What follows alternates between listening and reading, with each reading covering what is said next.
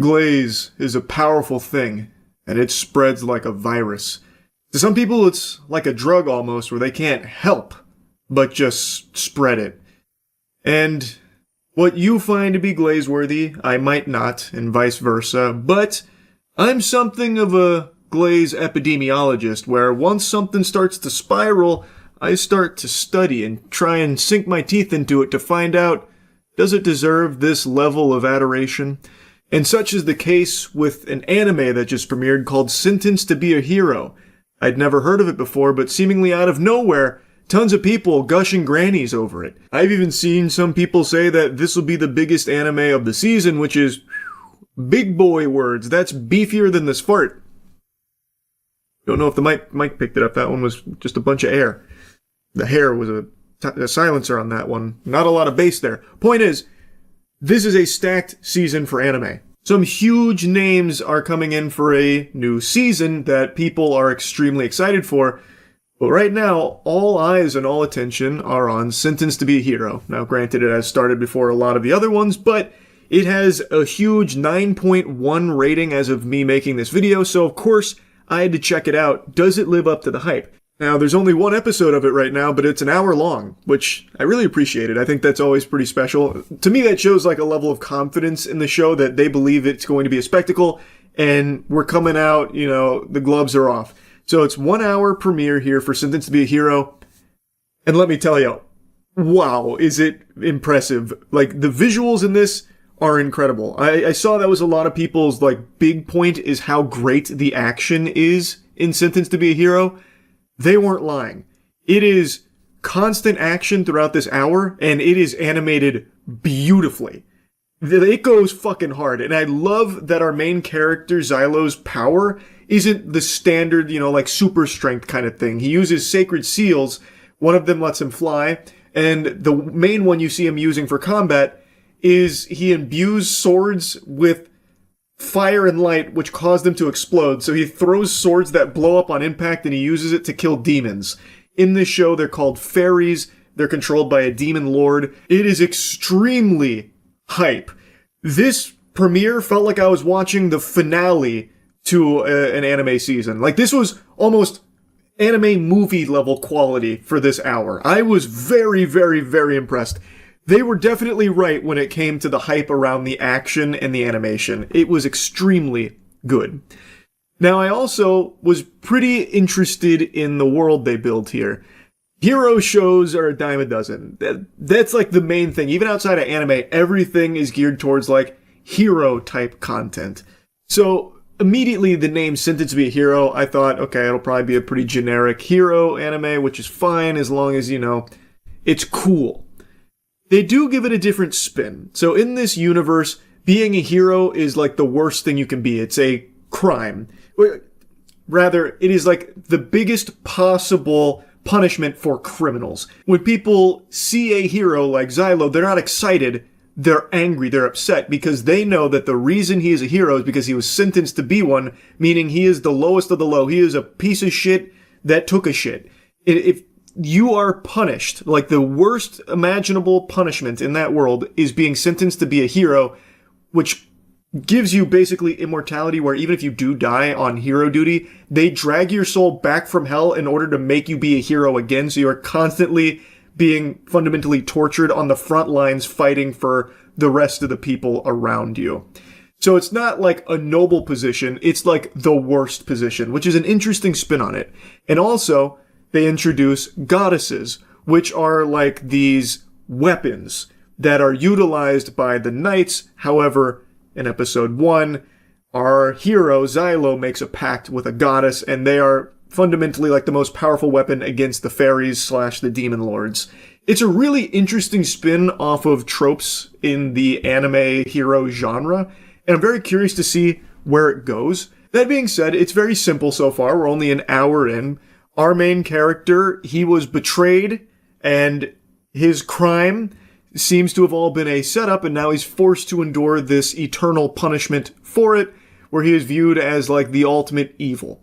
And of course, there's other heroes around him, and now he has a new goddess that he has made a pact with, and they will be fighting fairies and demon lords, presumably for the rest of the season. So while it's not extremely deep right now, I could never expect it to be after just one episode, 1 hour long, but it is enough to get me hooked on the show, and I want to see it through for sure. Like, the action was incredible, the animation was amazing, and I do think the narrative is interesting enough and different enough from the others in there that it feels fresh. Overall, I really liked it. I definitely understand why there's so much hype around it now. I think it lives up to the hype for sure.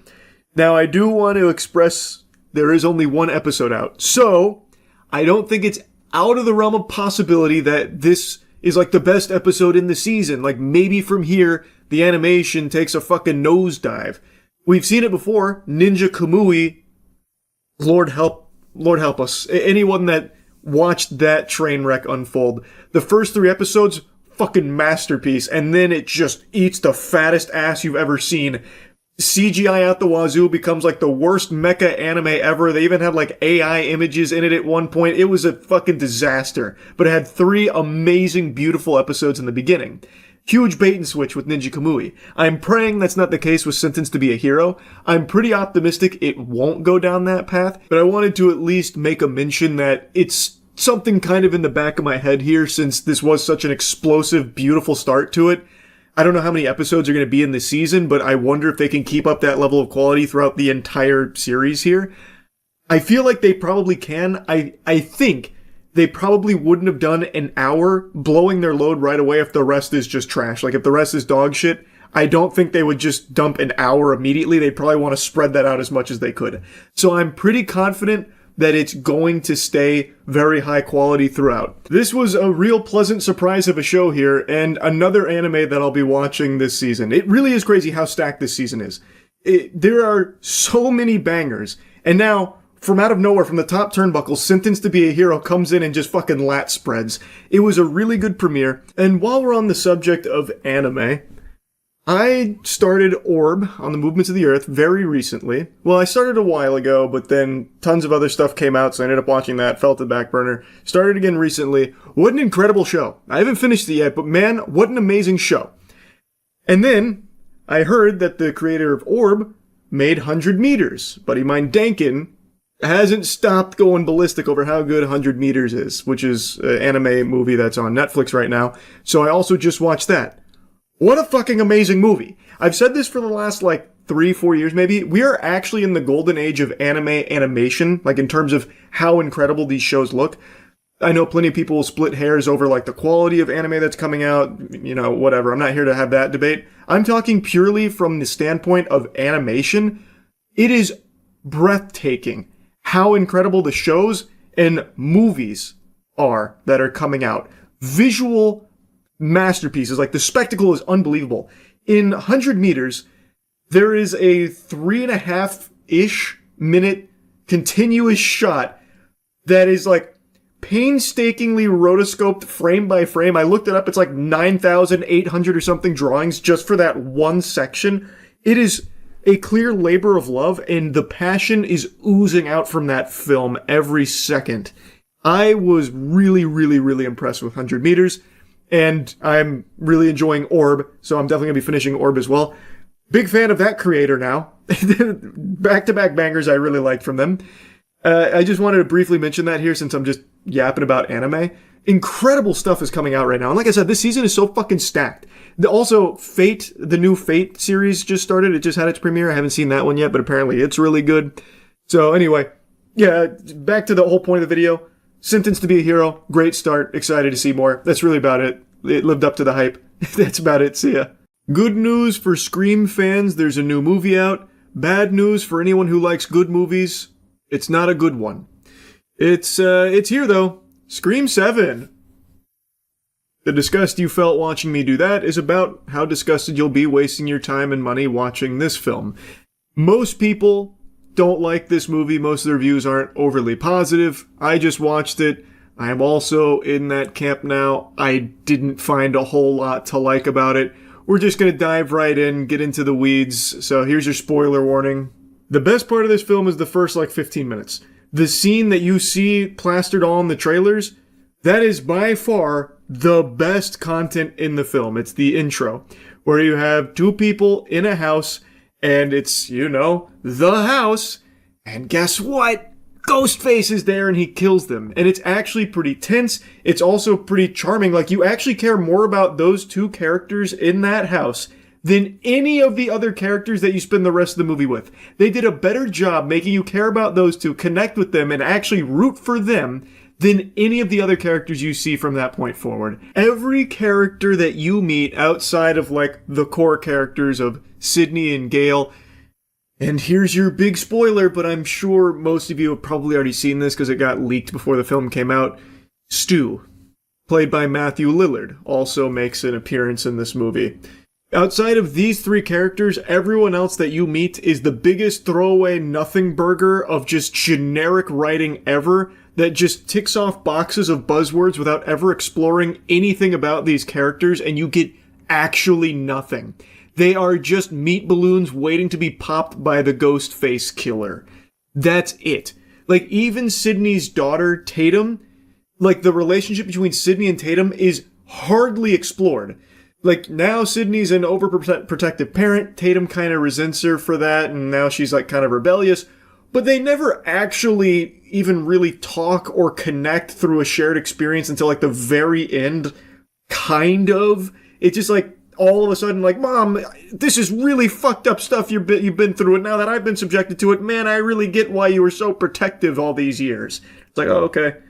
But that resolved. But, like, there's never anything built up with, like, any of these characters or their relationships to one another. And every character that is introduced in this film, every new character, I shit you not, is here solely to be killed.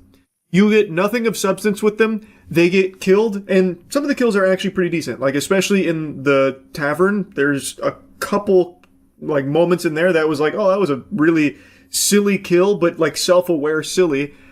But, like, the character that dies, you probably don't even remember the fucking name of. Like, they are the most...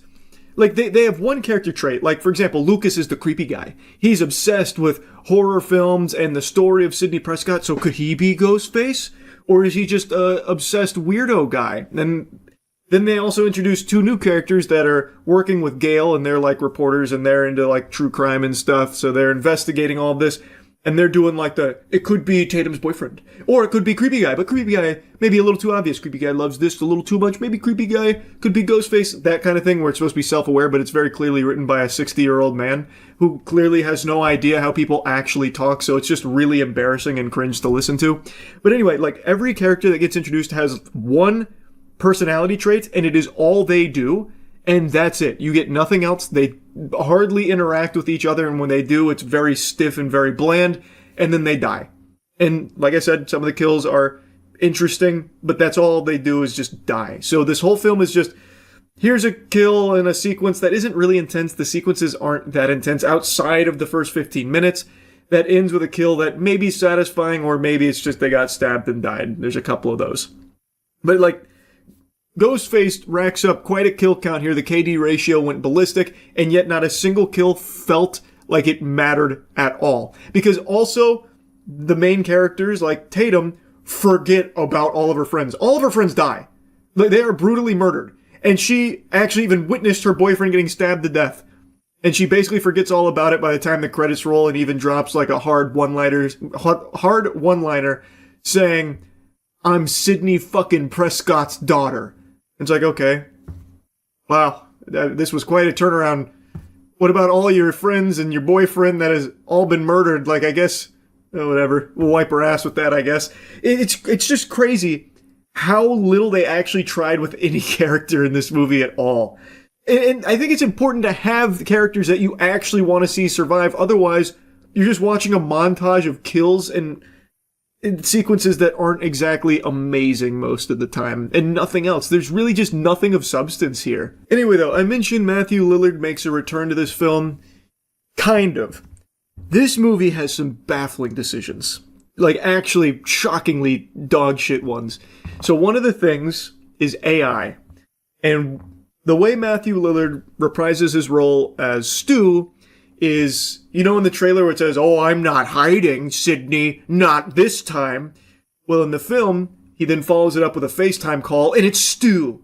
It's Matthew Lillard as Stu talking to her. So then the question becomes, is someone deep faking this?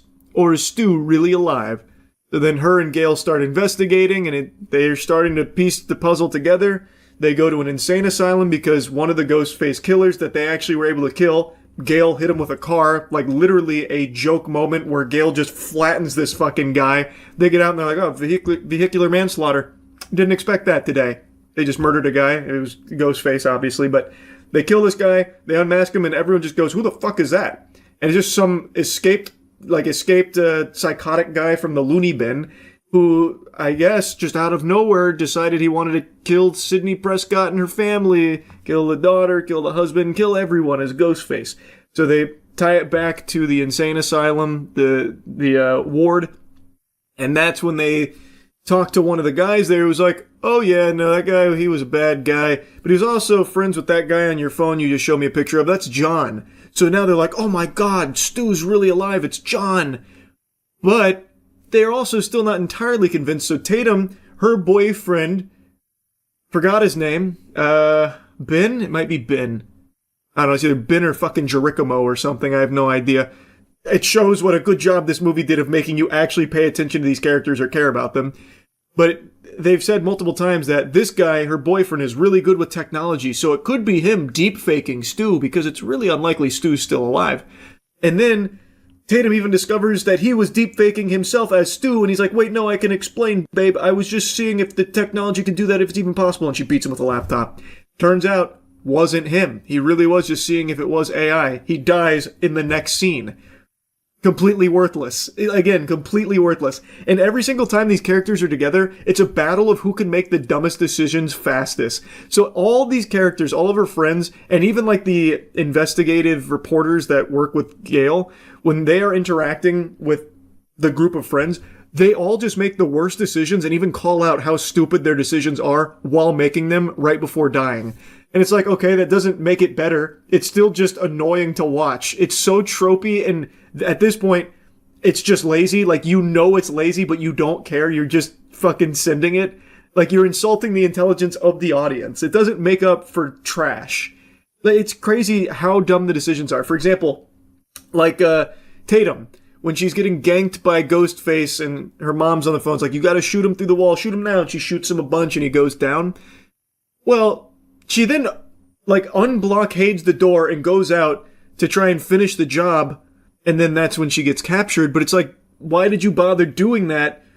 You just saw shooting him through the wall worked. If you want to finish him off, just keep shooting him through the wall, I guess. Just dump the mag. You don't have to go out there and put yourself in danger again. And in the theater, the entire auditorium just sighed collectively when she started moving like the furniture away from the door to go out there, because it was just very obvious what was going to happen next. And like decisions like that happen constantly in this movie, constantly.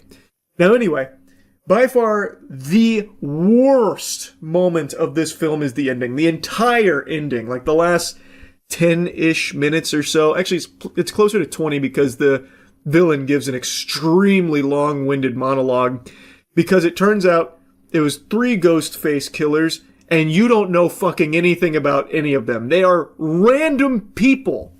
So, one of them is the guy from the asylum that got hit by the car, and it turns out he was friends with 2 other people in that asylum.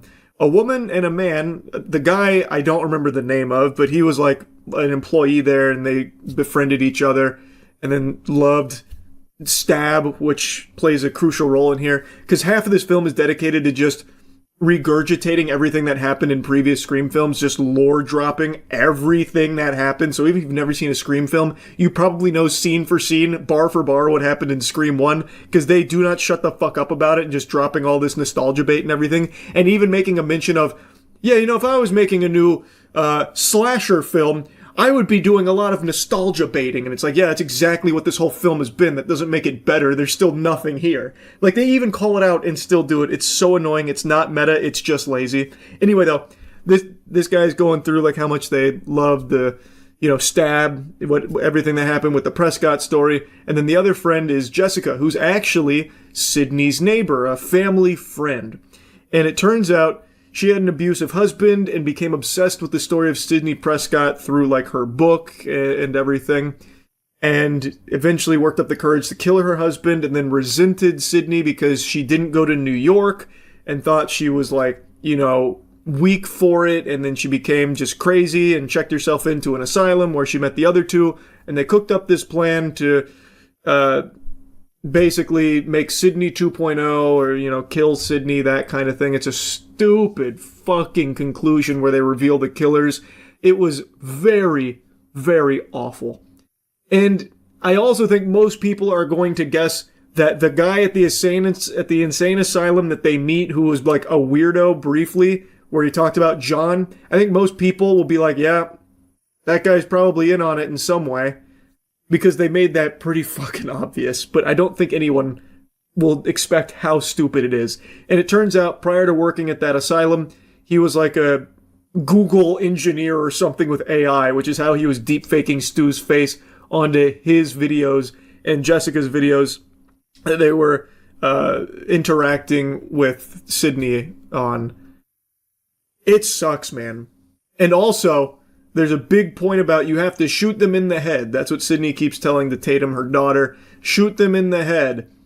Because if you don't, they're like zombies. They always survive. And that happens actually 3 times, I think, of them getting shot everywhere but the head, and then they just disappear and they're still alive. So they they are literally zombies. Movie sucks. The movie's just not very good.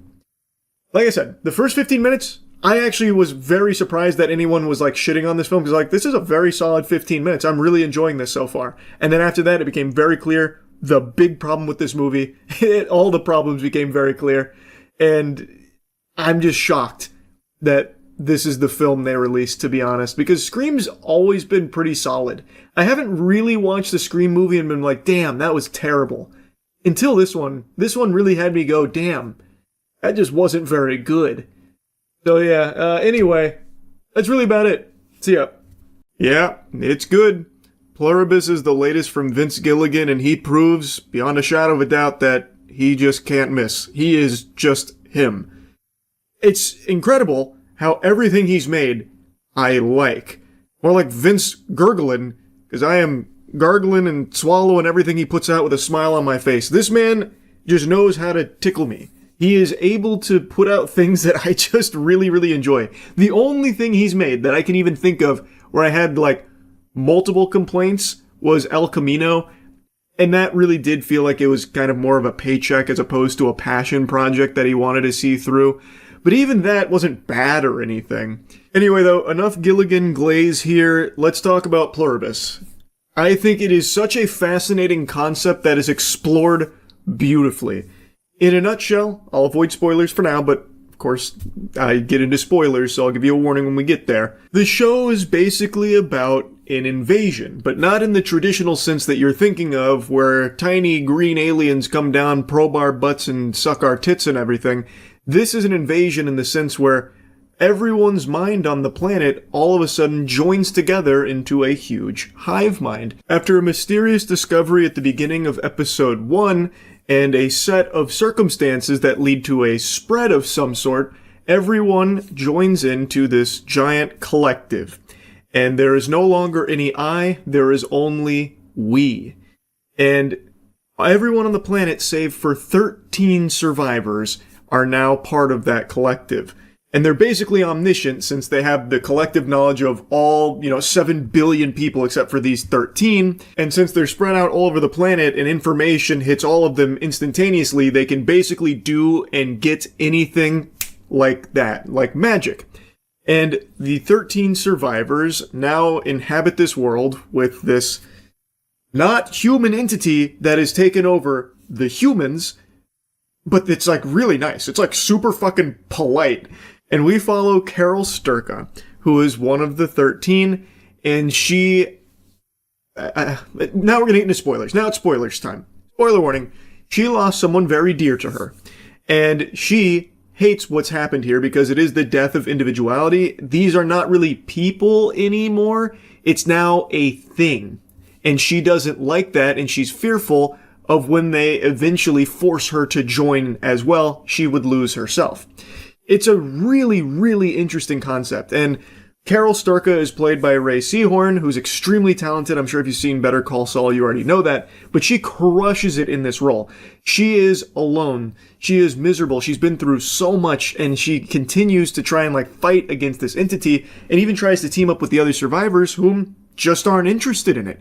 They like this because this entity that has now joined the consciousness of all the humans on the planet is so fucking nice, so sweet. Granted, it's a big old dweeb, it's a huge twerp, basically talking to a Redditor 24/7, but it genuinely wants to make the 13 survivors happy. It will do anything they ask. It can't lie to them. It cannot hurt them. It will actually go out of its way, sacrificing people to help these survivors be happy. And even in one of the episodes, Carol's pushing them to their limits, what if I asked for an atom bomb?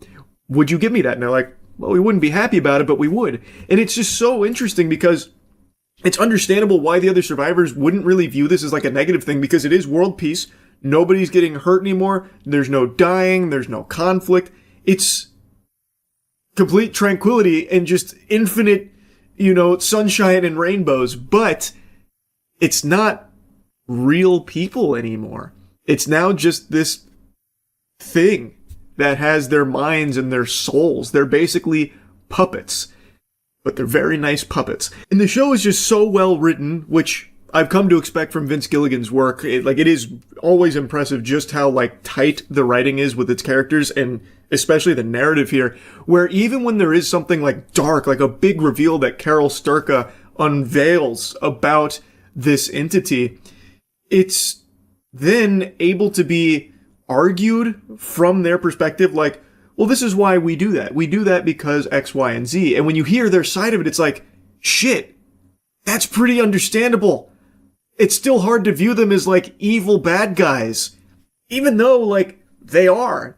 They non-consensually did take over the entire planet's consciousness to join it together, because that's how it spreads, that's how it survives, and it believes it's a blessing. It believes it's doing everyone a favor, because everyone that joins is apparently extremely happy about it. So they're viewing it as this gift, but there are things about it that are weird and sketchy and even downright unforgivable.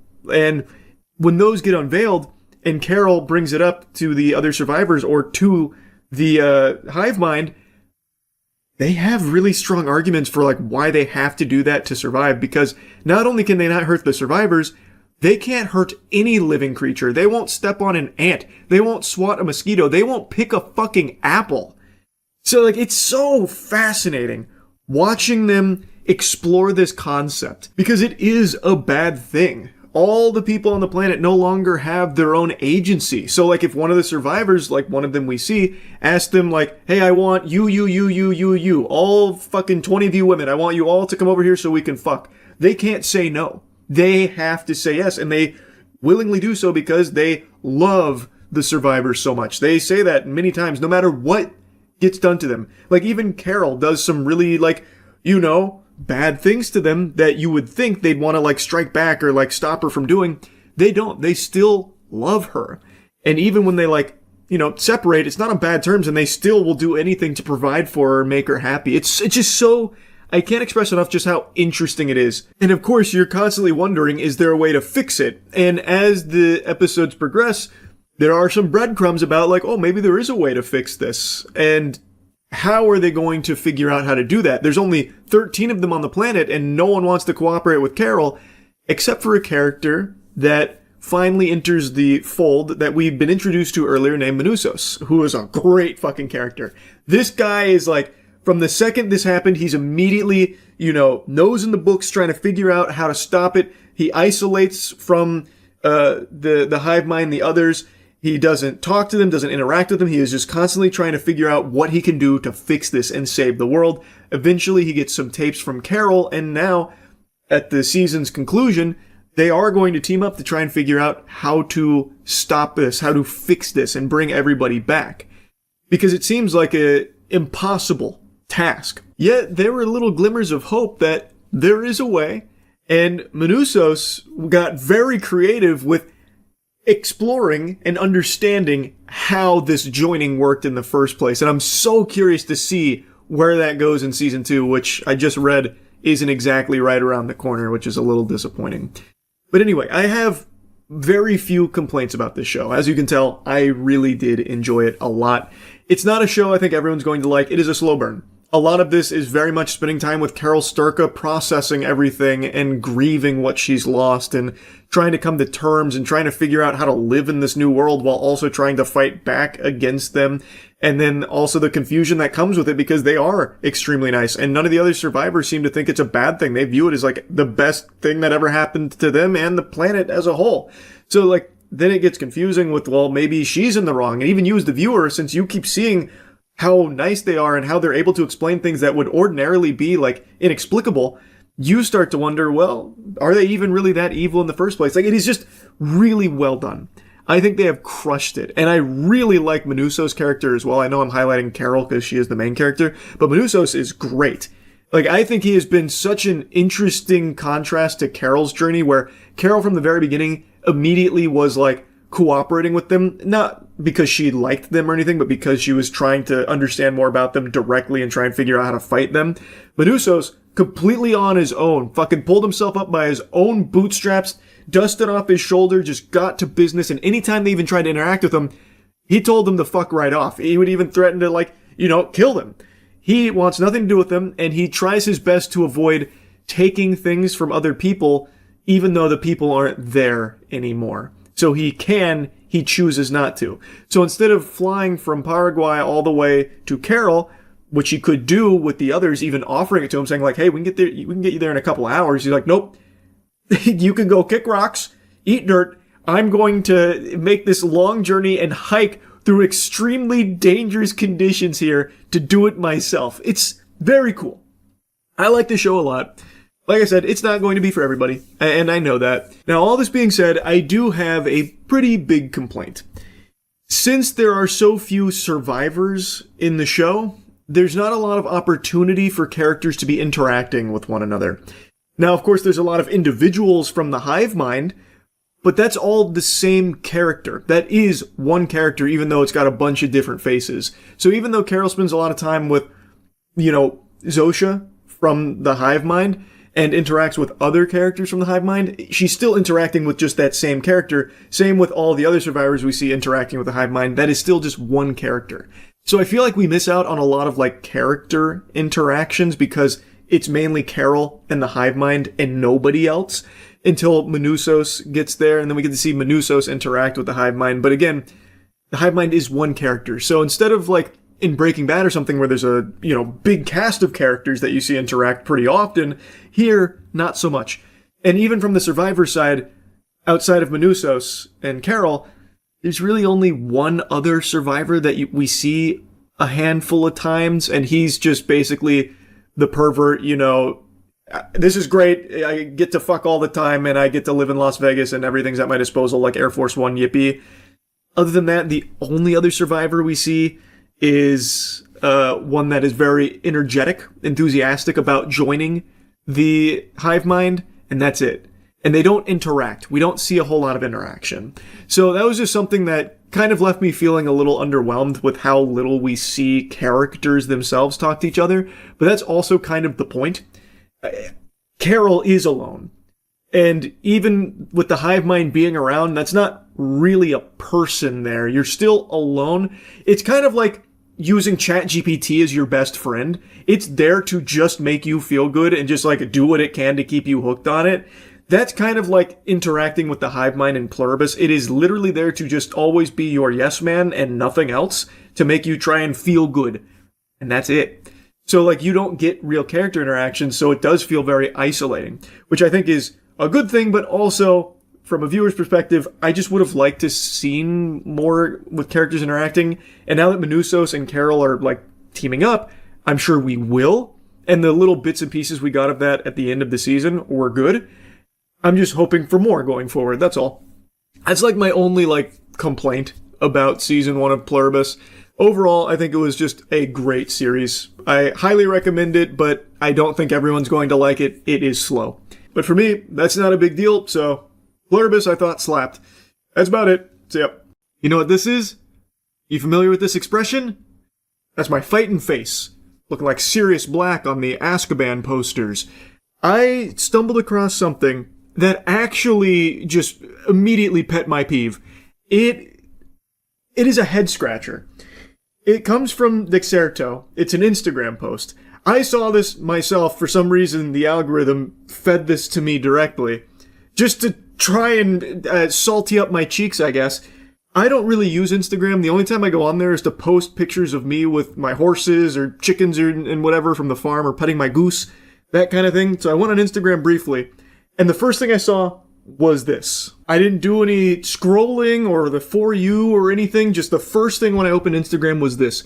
YouTuber Moist Critical weighs in on why The Boys Season 5 has been a success so far. What? Pardon? Excuse me? I said that? What, is there like a Tyler Durden situation going on here? Like, I'm sleepwalking and saying shit like that? What? Me? I didn't do that. Not even getting into the rest of the caption yet. Just that headline alone, I didn't do that. I made a video last night, which is just me yapping about something that stream keeps bringing up, which is, what do I think about The Boys Season 5? There's only 3 episodes left. We're approaching the finish line, and in my take, I was going over why I think this is its weakest season so far. So, like, I don't know if Dexerto just didn't watch it and just asked Grok to put me in a bikini and then summarize what I said, and it got it all wrong and gave me, like, double D melons or something. Like, I don't know how Dexerto could have even come up with this. Like, they are just putting a wiener in my mouth that was never there. Like, I don't hate The Boys Season 5 or anything, but, you know, here, I'll just play you a couple of clips from it, and you tell me how the fuck Dexerto was able to reach this conclusion for their post. I think the first season is when the show was at its best, because what it did was something actually unique, where you have a group of just dudes, just average Joe Schmo, booger-eating, normal goobers, going up against superhumans. That feels like an insurmountable task. How the fuck are they going to ever beat these corrupt superheroes? They have powers. They don't. So they actually had to get very creative and scheme and grind their way to accomplish anything, even begin tiptoeing in the direction of accomplishing something against these odds. So when they did actually accomplish something or beat a superhero, killing a supe, it was a triumph, and it was something extremely big, a pivotal moment. But then, as the seasons progressed, it kept losing that spark, and now it's just soup versus soup, and they're just constantly killing each other, so it just feels so weightless now. And then even the main group of the boys, they get their own superpowers as well, so it just, to me, doesn't have that same oomph that it did in season 1. But I don't want this to be misconstrued as me thinking the show's gone to shit or something. I still enjoy it. I'm still entertained by it. Some of the core members of the boys haven't had shit to do in so long. Like, Huey gets dreadfully little to actually do here. He contributes almost nothing now to beating Homelander and stopping all of this. He's just kind of tagging along for the ride. Same thing with Mother's Milk. All of that is in the very beginning of the video. It's impossible to miss unless you just miss the video itself and are just pulling things out of your butthole based on a fucking wet dream you had or something. Like, I don't hate the final season of The Boys so far or anything, but it's a far cry from the way Dexerto is posting this headline about it where, you know, I'm saying I failed the Try Not to Come challenge because season 5 is so good, and I'm singing its praises and explaining why it's so successful. Now let's go back and look at the caption. Moist Critical recently praised the success of The Boys Season 5, highlighting how the series has managed to maintain momentum 5 seasons in, pointing to its balance of outrageous violence, satire, and emotional depth as reasons for its staying power. This butt is ass, bro. What? This has to be AI generated. I mean that genuinely. I didn't say any of that in the video I made yapping on this topic last night. I didn't have a whole spiel about like, The Boys has maintained its relevancy and its momentum even 5 seasons in thanks to the brave tiptoeing act, the balancing act of dancing on the line of outrageous violence, satire, and emotional depth. That's the reason for its staying power. I never even talked about anything of the sort. He acknowledged that certain episodes felt padded, but argued that the overall narrative still hits hard, with standout performances and bold storytelling choices that make this season one of Prime Video's biggest wins. I actually don't know where any of this is coming from. Whoever wrote this may have just been on ayahuasca and they fucking hallucinated this or something coming out of my mouth. I didn't fart out any of this that they're saying here. At all. You can go watch the video for yourself. That never left my lips. What I did, however, dig my heels into the sand on is what I believe to be delusional take that this final season is all filler. It's not. I do think that this is like the worst pacing The Boys has had. That I completely agree with, but I totally disagree that it's all filler. Because even the things that people point to, like Terror's little brief adventure, his little side quest where it's the banging the Homelander toy, even that little bit contributes to the overall plot in a meaningful way. So Terror banging Homelander culminates with us seeing the fallout of the boys' group through the dog's eyes. It's very quirky, it's zany, and I don't love that. I actually really don't like that they did this angle to show it, but it's not filler. You are getting important information about what's happening with the group, and most importantly, what's happening with Butcher. Because one of the core things that's been being explored is the lack of humanity in Butcher.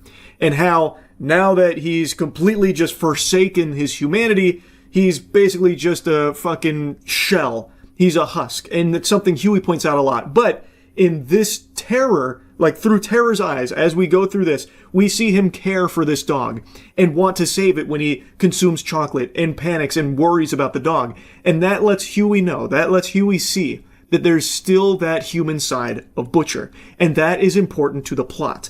Seeing what's happening with the group is important. And it's very important seeing where Butcher is mentally, like where his character is. Is there humanity left? And through that, we know that there is at least a glimmer of it still there, a little spark. So it's important, even something as dumb as that.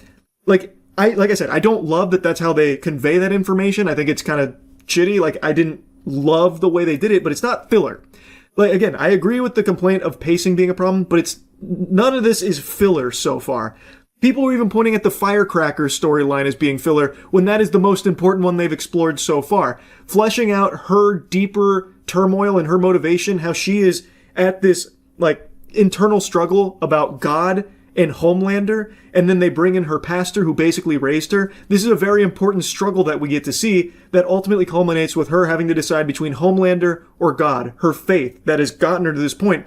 And she ultimately chooses to forsake God, throwing away the Jesus figure, and then shortly after, dying after choosing Homelander over God.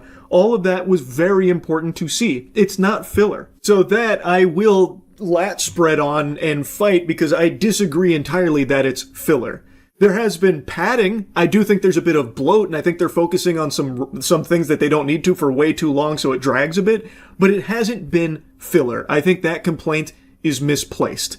And I actually think they've done a good job with Firecracker. I think they did a really good job with her entire character arc. And I do think it's odd how now all of a sudden no one wants to sit and learn about the characters anymore. They just want like action figures colliding for action and violence and gore. Now for some reason no one wants to sit and actually learn about the world or the characters in it that we've spent so many years with now. It's very odd. Because it's not like the boys had ever shied away from giving you like information on these characters and fleshing out like what's going on in their personal lives and how it relates to the overarching plot. They've done that plenty of times in the past, but now all of a sudden it's an issue.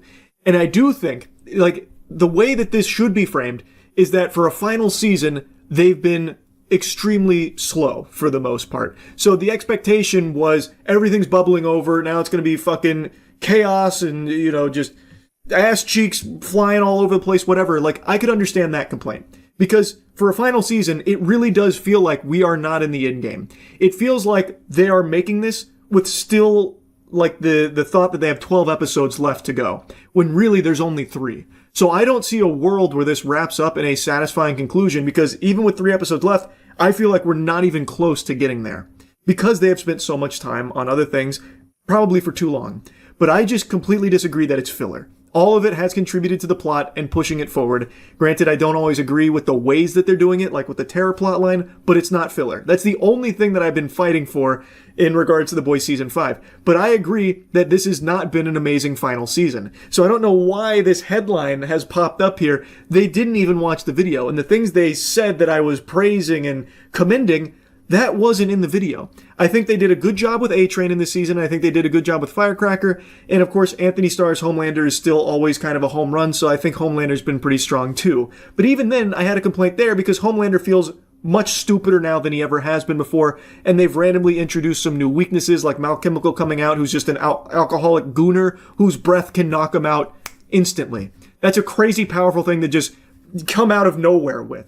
So, like, I've had even complaints there, too. I don't know why this headline is saying the things it says about my take on The Boys Season 5. Especially that little nugget they drop in there about how I was giving flowers to their bold story choices.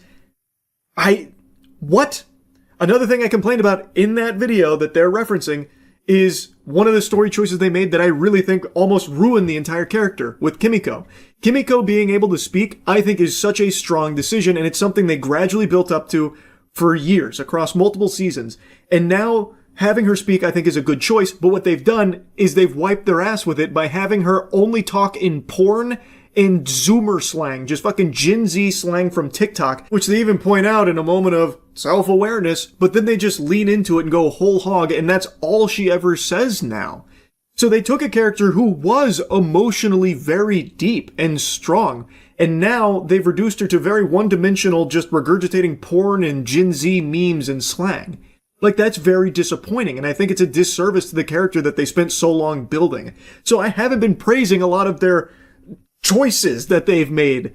I don't know where that's coming from Dexerto. And by far the most confusing thing about all of this, why is it even a post in the first place? Who gives a fuck? Even if I was just meat swallowing The Boys Season 5, why is that even worth like a pseudo article, I guess, or the Instagram post? What is the purpose? It's like there's literally nothing there at all. I don't understand. Like, Dexerto's done like some decent reporting in recent times, like more so than they had in the past where they were just grabbing fucking clips from livestream fail. Like, they have been at least diving more into some of like the more modern stories they've covered.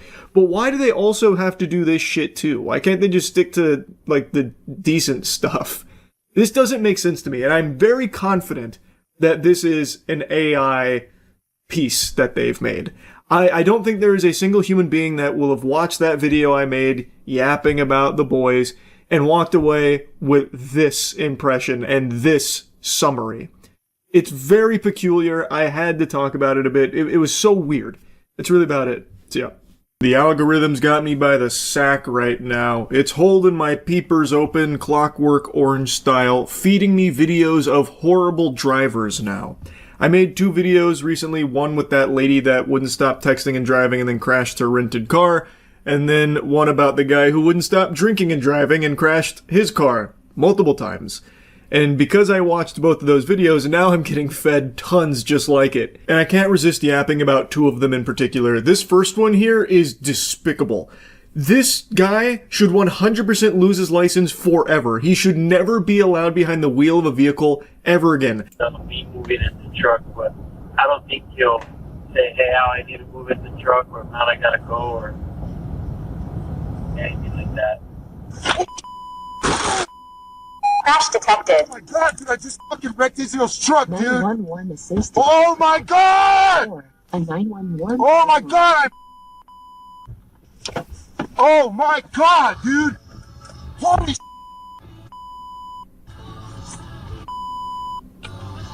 Oh my god! Oh my god! Oh! This guy's acting like a toddler in the backseat of his parents' car. He just has both hands glued to his tablet. Allegedly, according to the post title, he was playing Candy Crush on it. I don't know if that's confirmed. It could have been Clash Royale. Maybe he was trying to get some Robux or something. Who's really to say? But what's very clear is he is not looking up at the road at all. This isn't even distracted driving. It is the act of not driving. He is fundamentally just behind the wheel of a missile right now because he doesn't even look at the road a single time. He is just completely fixated on that tablet. And apparently it's not even his truck in the first place. He has turned this vehicle into a weapon. He is not operating at all. He just has his foot on the gas, fucking plowing straight forward come hell or high water. He is just playing on his tablet the whole time. This is like, I guess, what happens when an iPad kid gets their driver's license. I don't know.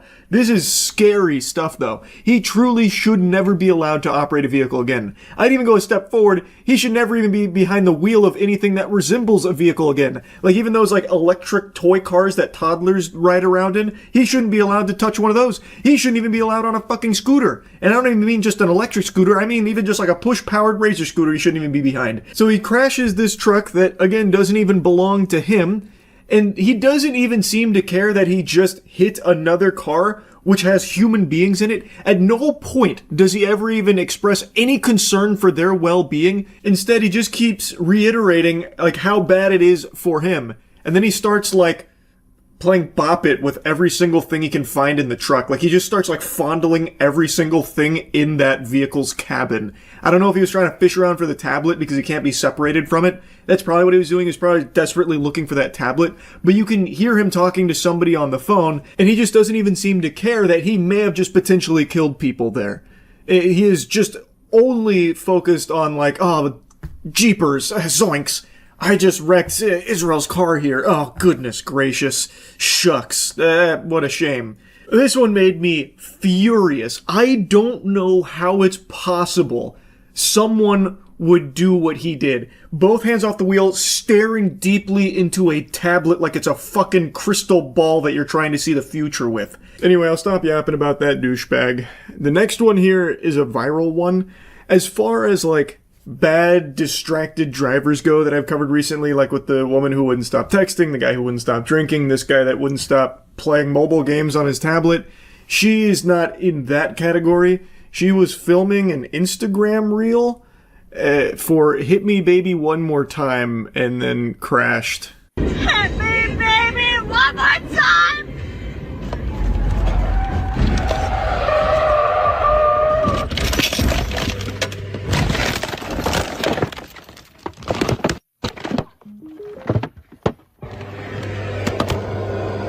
So apparently the car slid on the gravel and then flipped over like this. And it came right after her saying, "Hit me baby one more time." So it was pretty crazy circumstances there. Now I don't know if there's a longer clip that exists, like how distracted she was with the recording here. Like if she was doing like a full-blown fucking music video here for Hit Me Baby One More Time, her karaoke version of it. But she doesn't seem to be, like, overly focused on the phone. She glanced at it briefly, so it doesn't seem like it's to the level of, like, some streamers who are, like, reading chat and donations and shit and not paying attention. Though, I do think just don't record while driving. That's the simplest, most obvious solution here. Just don't do things that distract you while driving, like fucking filming Instagram reels and TikToks and shit behind the wheel. It's just not worth endangering your life and the life of everyone else on the road. When I was younger, my perspective on it was a little different, so I filmed like a couple of like rant videos while driving a long time ago. And nowadays, I just wouldn't do that. I was under the impression that as long as you're paying attention to the road, who really cares if it's being filmed as well? But I wouldn't do that anymore these days. It's just not worth the risk at all. Just pay attention to the road. Now, she caught a lot of shit from people for grabbing her phone after the crash, like, oh, look at this generation. They just have to get to their phone first thing to do after a crash. Typical. I personally find that take a little silly. Because I don't know how many of you have been in accidents, but it's a very panic-inducing affair. And typically, once you make sure you're safe, or if you got involved in an accident with others, you make sure other people are safe, the first thing you do is call for help. Like, in this case, it seems she recognized it was a single-car accident, so after she, like, came to, the first thing she does is reach for her phone, presumably to call for help. Meanwhile, people were clowning on her, saying like, oh, look, she had to make sure she posted her reel before doing anything else, when I don't think that was the case at all. I don't think the first thing she scrambled to do after being upside down in her vehicle was try and post the clip for some internet updates. I imagine she tried to get the phone to call for help. So I don't think this was like a really odd reaction to what happened here from her to like grab at her phone or something. Again, most people are going to call 911 in an emergency, which this is. I don't know. Maybe that's a hot take for me. I couldn't tell you. Anyway, though, just wanted to blabber about this. That's about it. See ya. I may not be tall, but I have played every Resident Evil game. Well, mostly. I've played pretty much every unique Resident Evil game. I played them all back to back over the course of like a month and a half for the sake of tier listing every Resident Evil game in the franchise, getting prepared for Resident Evil Requiem, which I just now finished. So naturally, the question on everyone's mind, Charles, how big can you smile? And now with that question answered, next, you're probably wondering, was the game good? Yes. Yes, it was. And after having played through nearly every Resident Evil game ever made, I feel like I can confidently say I know ball. I feel like I know Resident Evil like Elon Musk knows ketamine. So when I say what I'm about to say here, just know, this means something, man. I think Resident Evil Requiem is a top 5 Resident Evil game. I'm saying it. I'm putting it right there. I'm putting it out there in the open. You can't take it back. Can't put the toothpaste back in the tube. It is an incredible game, actually. And what I find extremely impressive is that this franchise has been around for nearly 3 decades, and yet they are still able to make new games in this franchise that feel fresh and fun. Like, you would expect a franchise that has this many games, like 30-something unique games and like 100-something like ports and fucking Zeebo shit and whatever else they have for Resident Evil, like Java games and all that, you would expect by now it to be beyond milked dry. Just no meat left on the bones, them titties, them melons, vanquished, devoid of substance. Yet somehow, with Resident Evil, they are still producing very high-quality games. They had a very bumpy road there for a little while, like a rough patch around Resident Evil 6.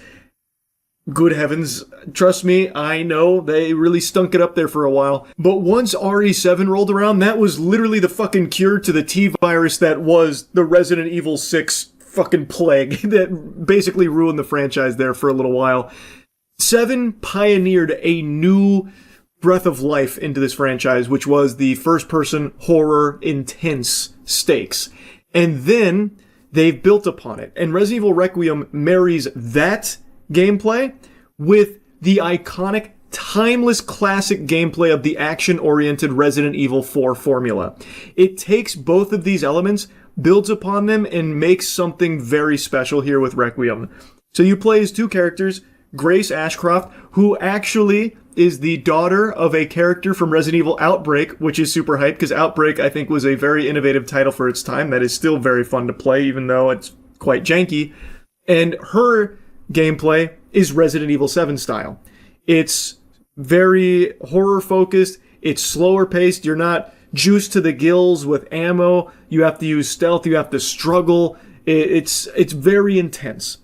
Then you also play as Leon in Requiem, and it's just like in RE4 where it is cheesy, over-the-top action. And these two flow back and forth. And for some people it won't like flow seamlessly because you do go from like survival horror over here to action horror over here, like right back to back, because you flip-flop between the two of them. So for some people that might be jarring and not super smooth and feel like tonal whiplash, but for me, I loved it. Because I love Resident Evil 7, and I love Resident Evil 4. 7 is actually my second favorite Resident Evil game. Resident Evil 4 OG is my third favorite game. My first favorite is OG Resident Evil 3. There's not a whole lot of OG Resident Evil 3 DNA in here, outside of a little something at the end of the game. I won't spoil it. But anyway, I really think the game is great.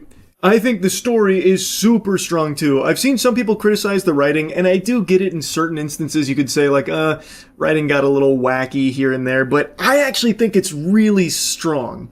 And it's one of those things that didn't just rely on nostalgia baiting, like, here comes beloved character from the franchise riding in on a fucking unicorn to save the day out of nowhere. And then, do you remember this? Well, good news, it's back. And do you remember that? Yeah, it's back too. But what about this? Do you remember this from old Resident Evil? Also back. And just like shoehorning all these cameos in there for the sake of fan service. It doesn't do that.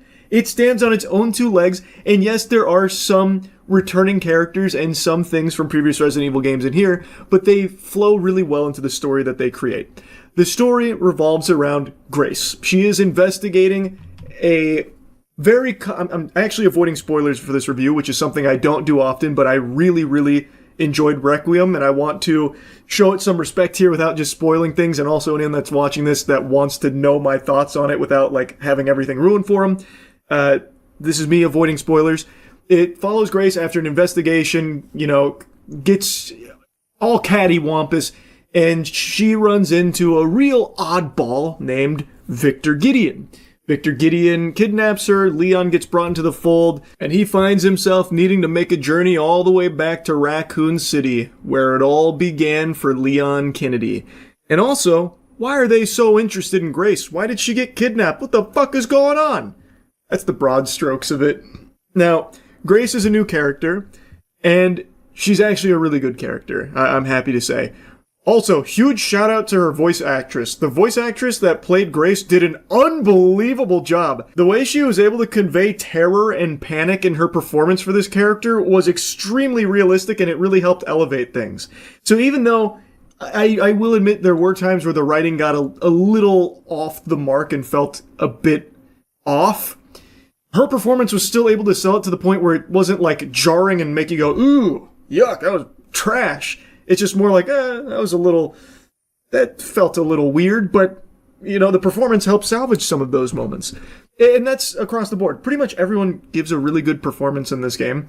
And I think that really helps in that regard. But like I said, I do think the writing is solid. I think they do a good job with Grace. I think she is a well-written character. I think some people might be annoyed by her because she has, like, anxiety, so maybe some people might find her to be, like, maybe a little too timid or, not confident enough for a Resident Evil game where you follow characters like fucking Leon Kennedy, who's a superhuman, hanging hog, blowing zombies' heads off, fucking ripping their nipples off and beating them to death with them. Like, she is very different as a protagonist compared to them, but she's not like the full protagonist because, like I said, you split evenly with Leon. It is like a very even split with Grace gameplay and Leon gameplay. It's very nice. You feel like you get a ton of both. But anyway, what I'm saying is I think Grace is a good character. They do a good job with her.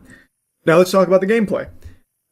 Pretty much exactly what you're expecting if you played Resident Evil 7, Resident Evil 4, Resident Evil 4 Remake, Resident Evil 2 Remake.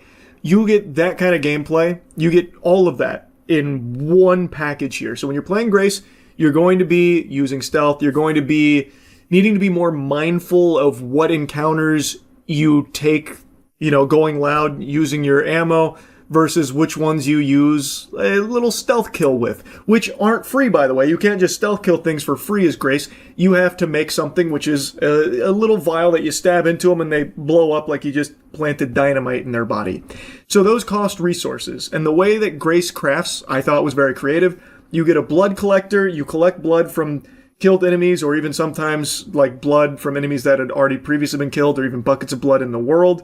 And you will fill up that blood, holder, that apparatus, and then you will combine that with, an herb if you want to make a med injector for heals, or you'll combine it with, some scrap if you want to make ammo for your handgun, or if you want to make that, one-time use insta-kill stealth jab.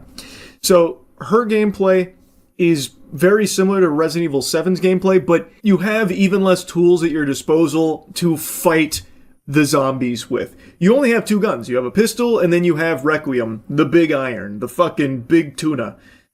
Outside of that, that's it. That's all you have to use to beat the enemies around you, which is why you need to be a little smarter about it and also be slower about it.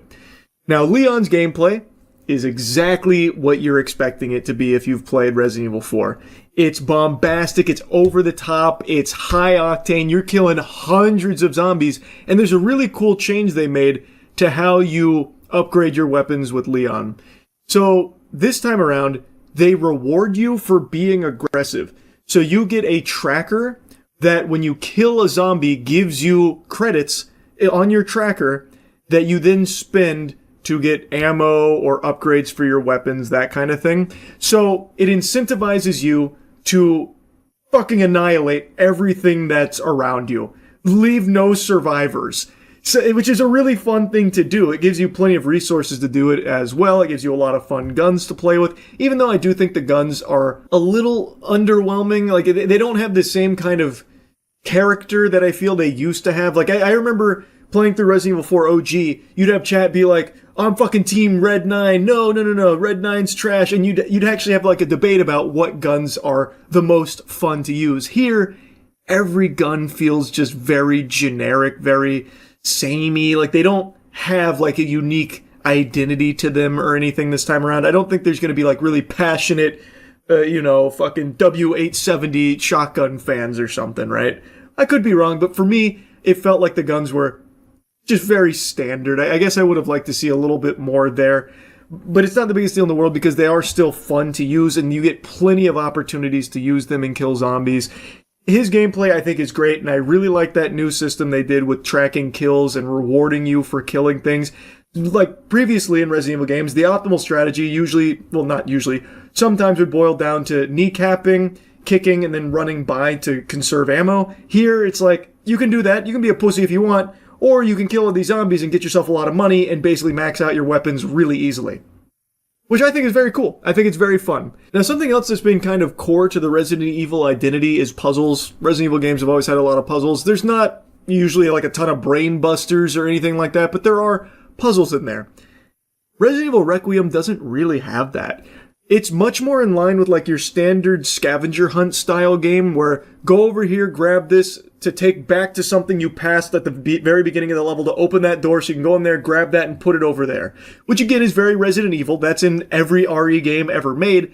But there's never really like any puzzles to this anymore now in Requiem. There's only like 3 off the top of my head I can think of that are even remotely puzzles, but the solution is in a picture that's in the same room, so you just look at the picture and you see it. I guess it's not the biggest deal in the world, and maybe there's some people that even view that as a positive thing because it keeps the pacing like fucking cutthroat, like you're constantly moving and you never stop to have to solve a puzzle. But I don't know, I felt like it was kind of sad to not have to like solve puzzles to accomplish things. It's just literally going and fucking fetch questing shit and bringing it back and forth.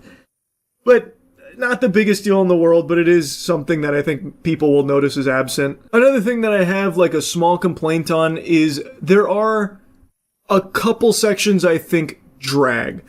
The most notable one is a flashback sequence where you're playing as a child who's running and hiding from a lot of bad stuff that's going on around them. And it's like a cool sequence when it starts, but it goes on for quite a while. And there are times where you literally hide in one spot for like 2 straight minutes of nothing. So it feels like really slow, like unnecessarily long and drawn out.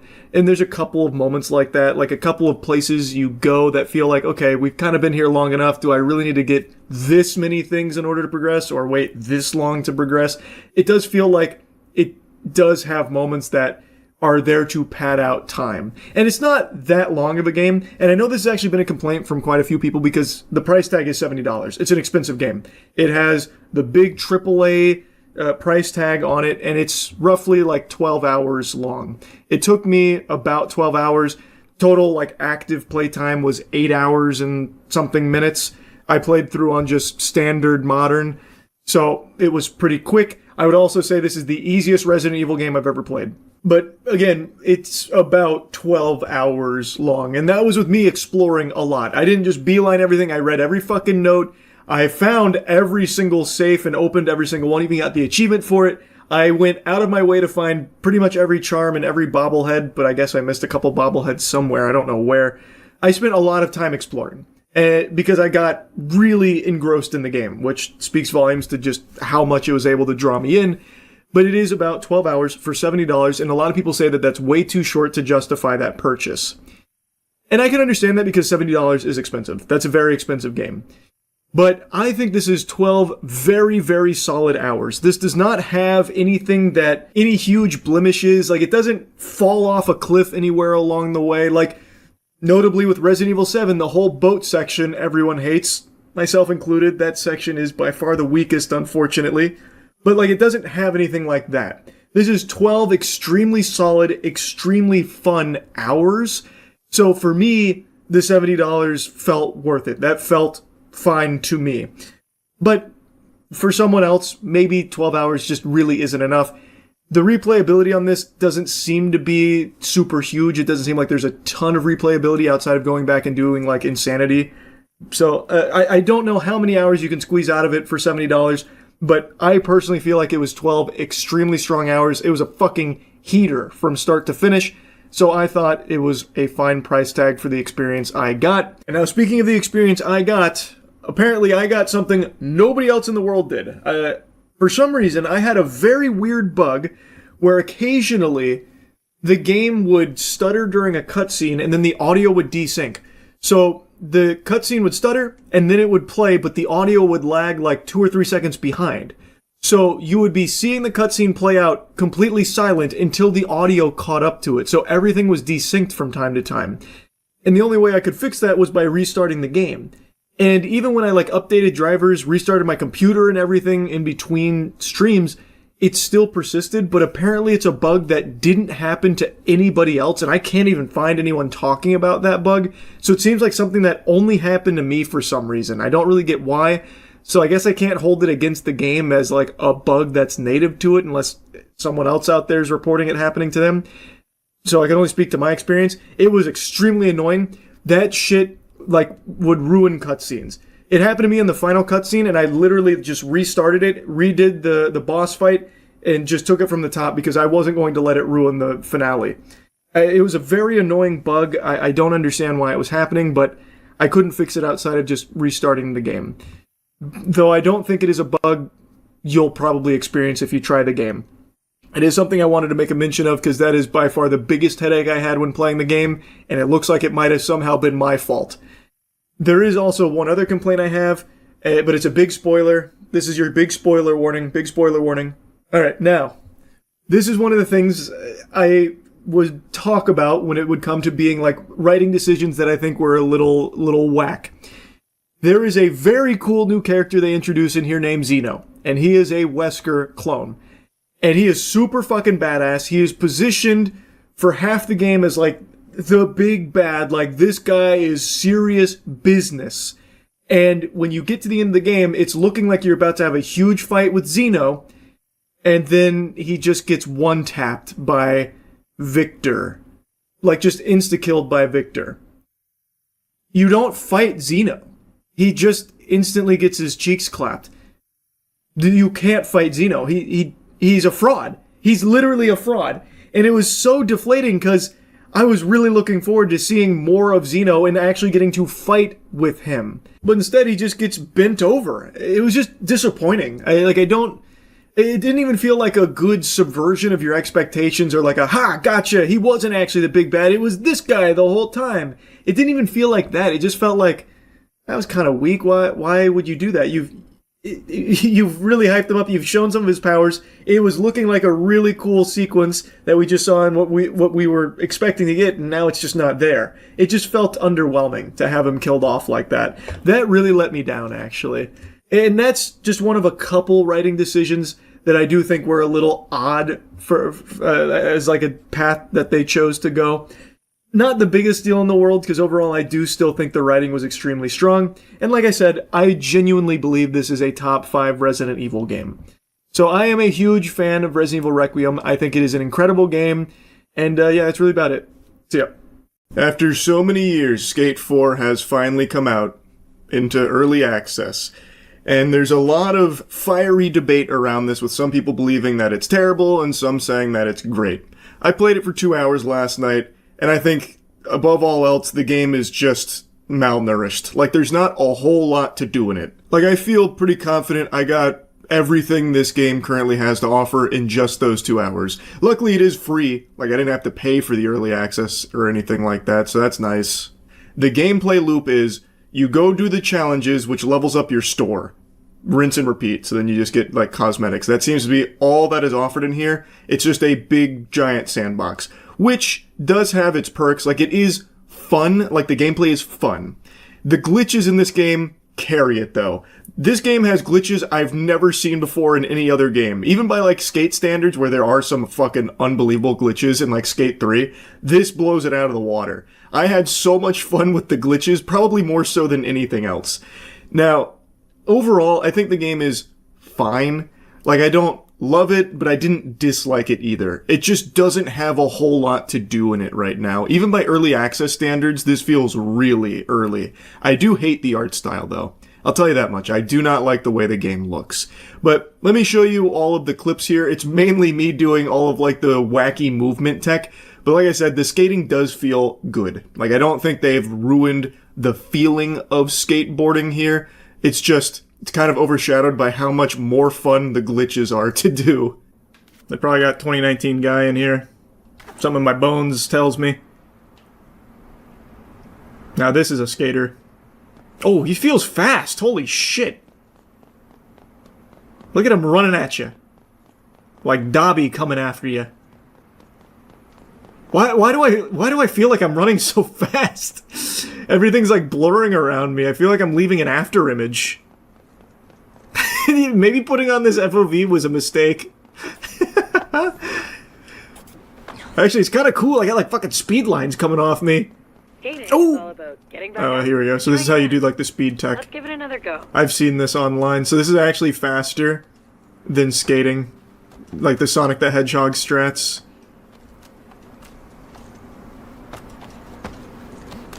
This is it right here. I've immediately got it.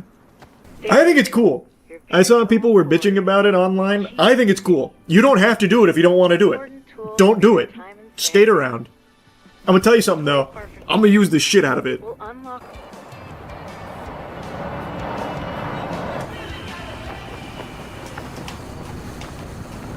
Ah, fuck. Drive the body. Shit. Nice. Local knowledge update. What's the... Resilience is Sandvan's. Is it the same, The next part of the inputs? tour is about carving and boarding. For like laser flips and all that shit? Nice. A good one for the highlight reel. Yeah, I don't like the art style very much, but I knew I wasn't going to based on all the footage I'd already seen. Key to open.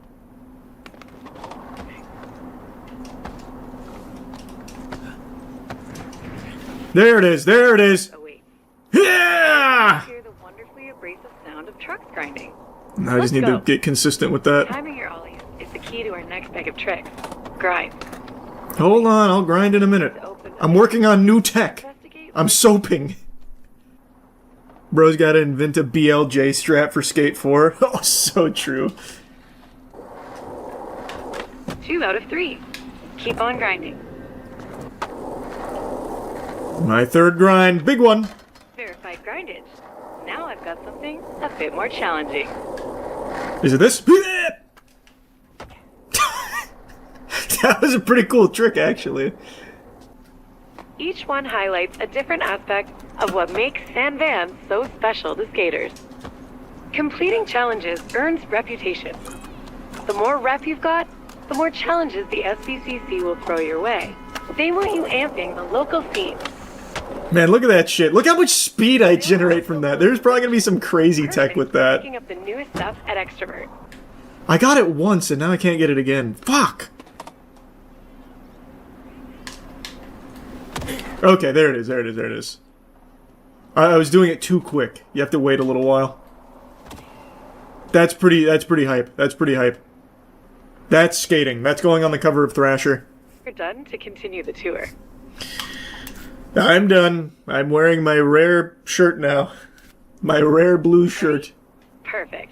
I've got more challenges to or do the craziest tricks and trick sequences. Let's give it a shot. Alright, I'm gonna own this spot forever. No one else is allowed to take this one from me. How about starting simple?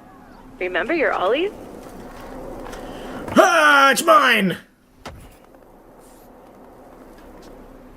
Nice work. Do it. I thought it was right after a jump, but I can only get it to super jump me sometimes. Launch! Damn it. Do you know it, Scoots?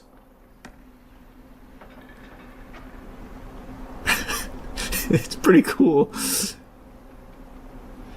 This is what skating culture is all about. Alright, flip trick. Don't mind if I do. Little spin. For your mother.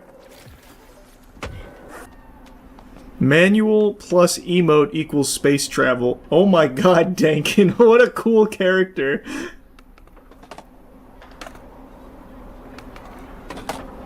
Those are some awesome tricks you're doing.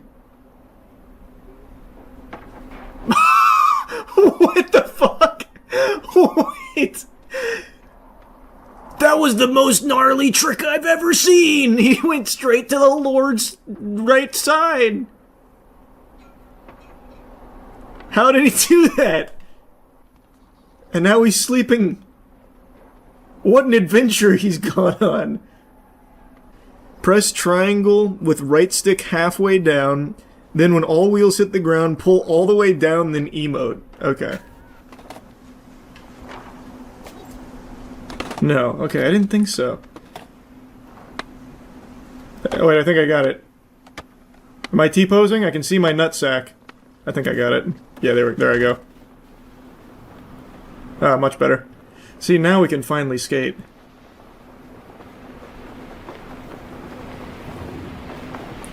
I think I see the timing now.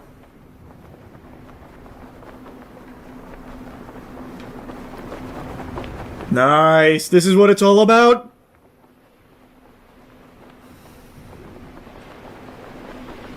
Like an ODST trooper coming in.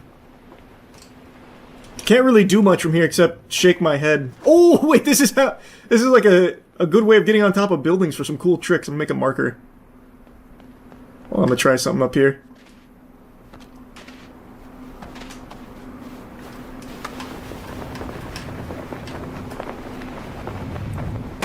Well, I didn't get the full rotation there. Hold on.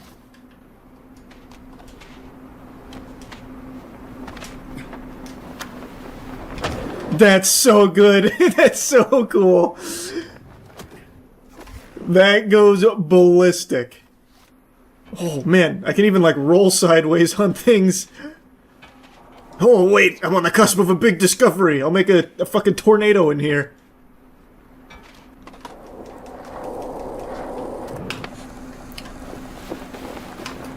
Yeah. That reaches. It's gonna be hard to get anything else off of it. But I think I'm setting up for something huge here. Stay against it, stay against it. Oh, someone already did it. Scoot's already beat me to it. Yeah, that's what I was gonna do. Put a ramp there so you can go straight from it. Perfect, he already did it. Alright, huge potential here. Ugh. I wanted to do a variable. Oh!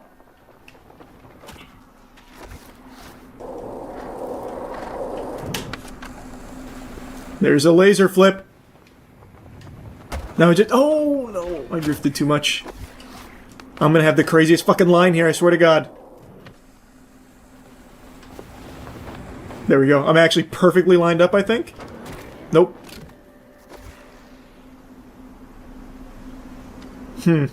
I'm starting to think maybe it's too much speed no matter how you do it here.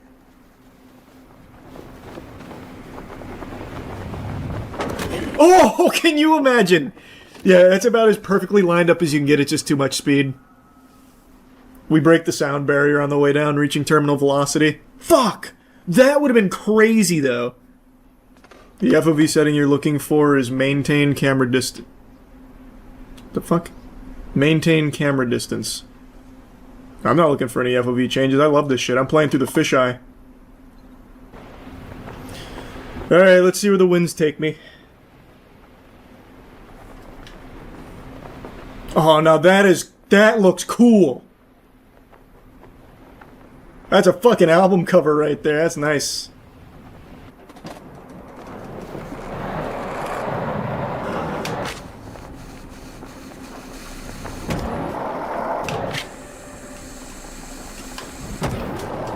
Now that's a fucking line right there. Holy.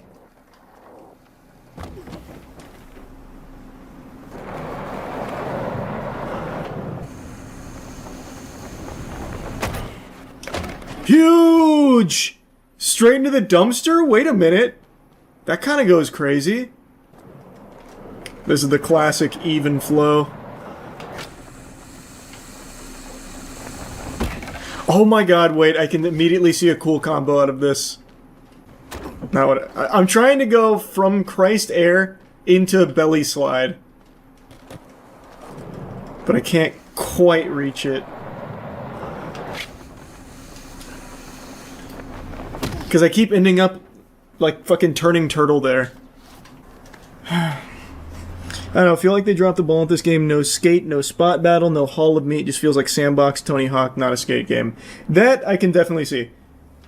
Like, I agree. Like, I do think the gameplay is solid. I really love the glitches. The glitches are fucking amazing. That being said, this feels so incomplete even for early access standards.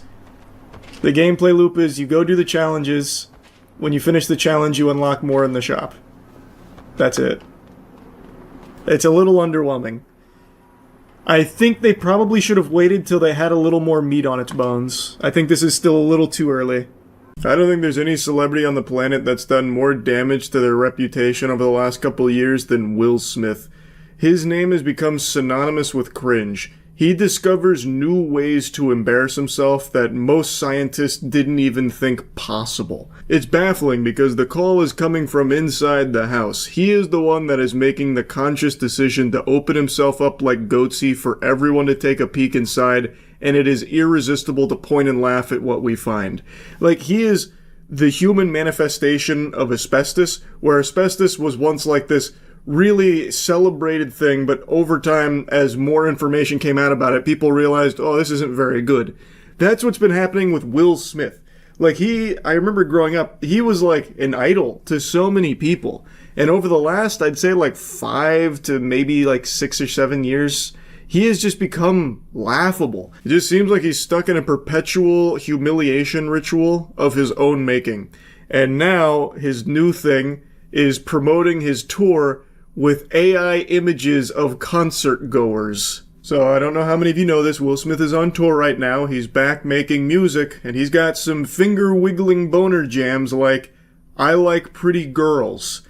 And he's on tour right now, and he just posted on his official YouTube channel a clip that features an AI-generated crowd. I had to mute the audio, obviously, but there are definitely real people that are going to his tour. I don't think the number is as great as him and his team want it to be, so for their promotional material for the tour, they resort to showing AI-generated crowds cheering and going ballistic for Will Smith, and it's blatantly obvious that it's AI. This is some turbo insecure activity right here. Like, this is an actual, like, midlife crisis meltdown moment where he's like, the numbers aren't where I wanted to be. Let's go ahead and fudge it with some AI-generated crowd reactions that love me. It's so fucking odd. I imagine you can see a lot of AI here already. There's, of course, real people that are spliced in here too. But just take a look at this, for example. This clip has me feeling like I hit the crack pipe while on ayahuasca. Like, look at this image. Like, here, we'll just start zooming in a couple of different places. Like, here, look over in this direction. What in tarnation? What the hell are you even looking at when it comes to this? Who is this? Looks like the scary monster that would chase you around in an amnesia horror game. All the people around her too are all anamorphing. If you go in any direction in this section of the video, this is exactly what you'll find. Over on this side of the freak show in the Sea of Monsters, things get really weird. Everyone has completely blended into some, like, amorphous blob. There's one guy here in front of this gray shirt man that looks like Asmongold got hit with, like, an anvil that flattened him. And then if you go above him, you'll find, like, a Neanderthal with his arms pumped up and Jeffrey Epstein taking cover behind him. It is clearly AI, and it's very reminiscent of early AI video footage, like with Will Smith eating spaghetti. It's like one-to-one with that. Because, especially in that, like, last shot there, everyone in the crowd looks identical to that painting you see in every horror game, Saturn devouring his son.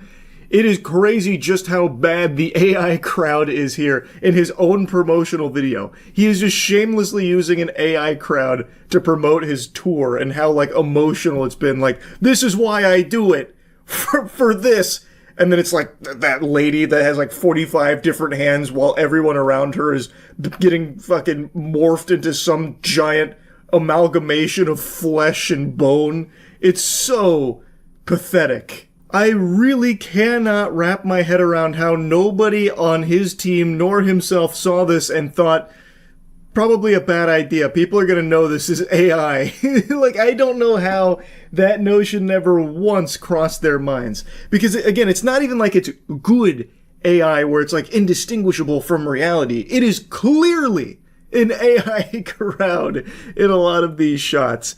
And that makes the tour look so bad. It makes it feel like nobody is going. That's the perception now. I guess no one's going to Will Smith's tours because they can't even find enough crowd shots to fill a fucking 58-second promotional video for it. I really cannot believe that he would be in such a bad state financially that he would have to resort to something like this.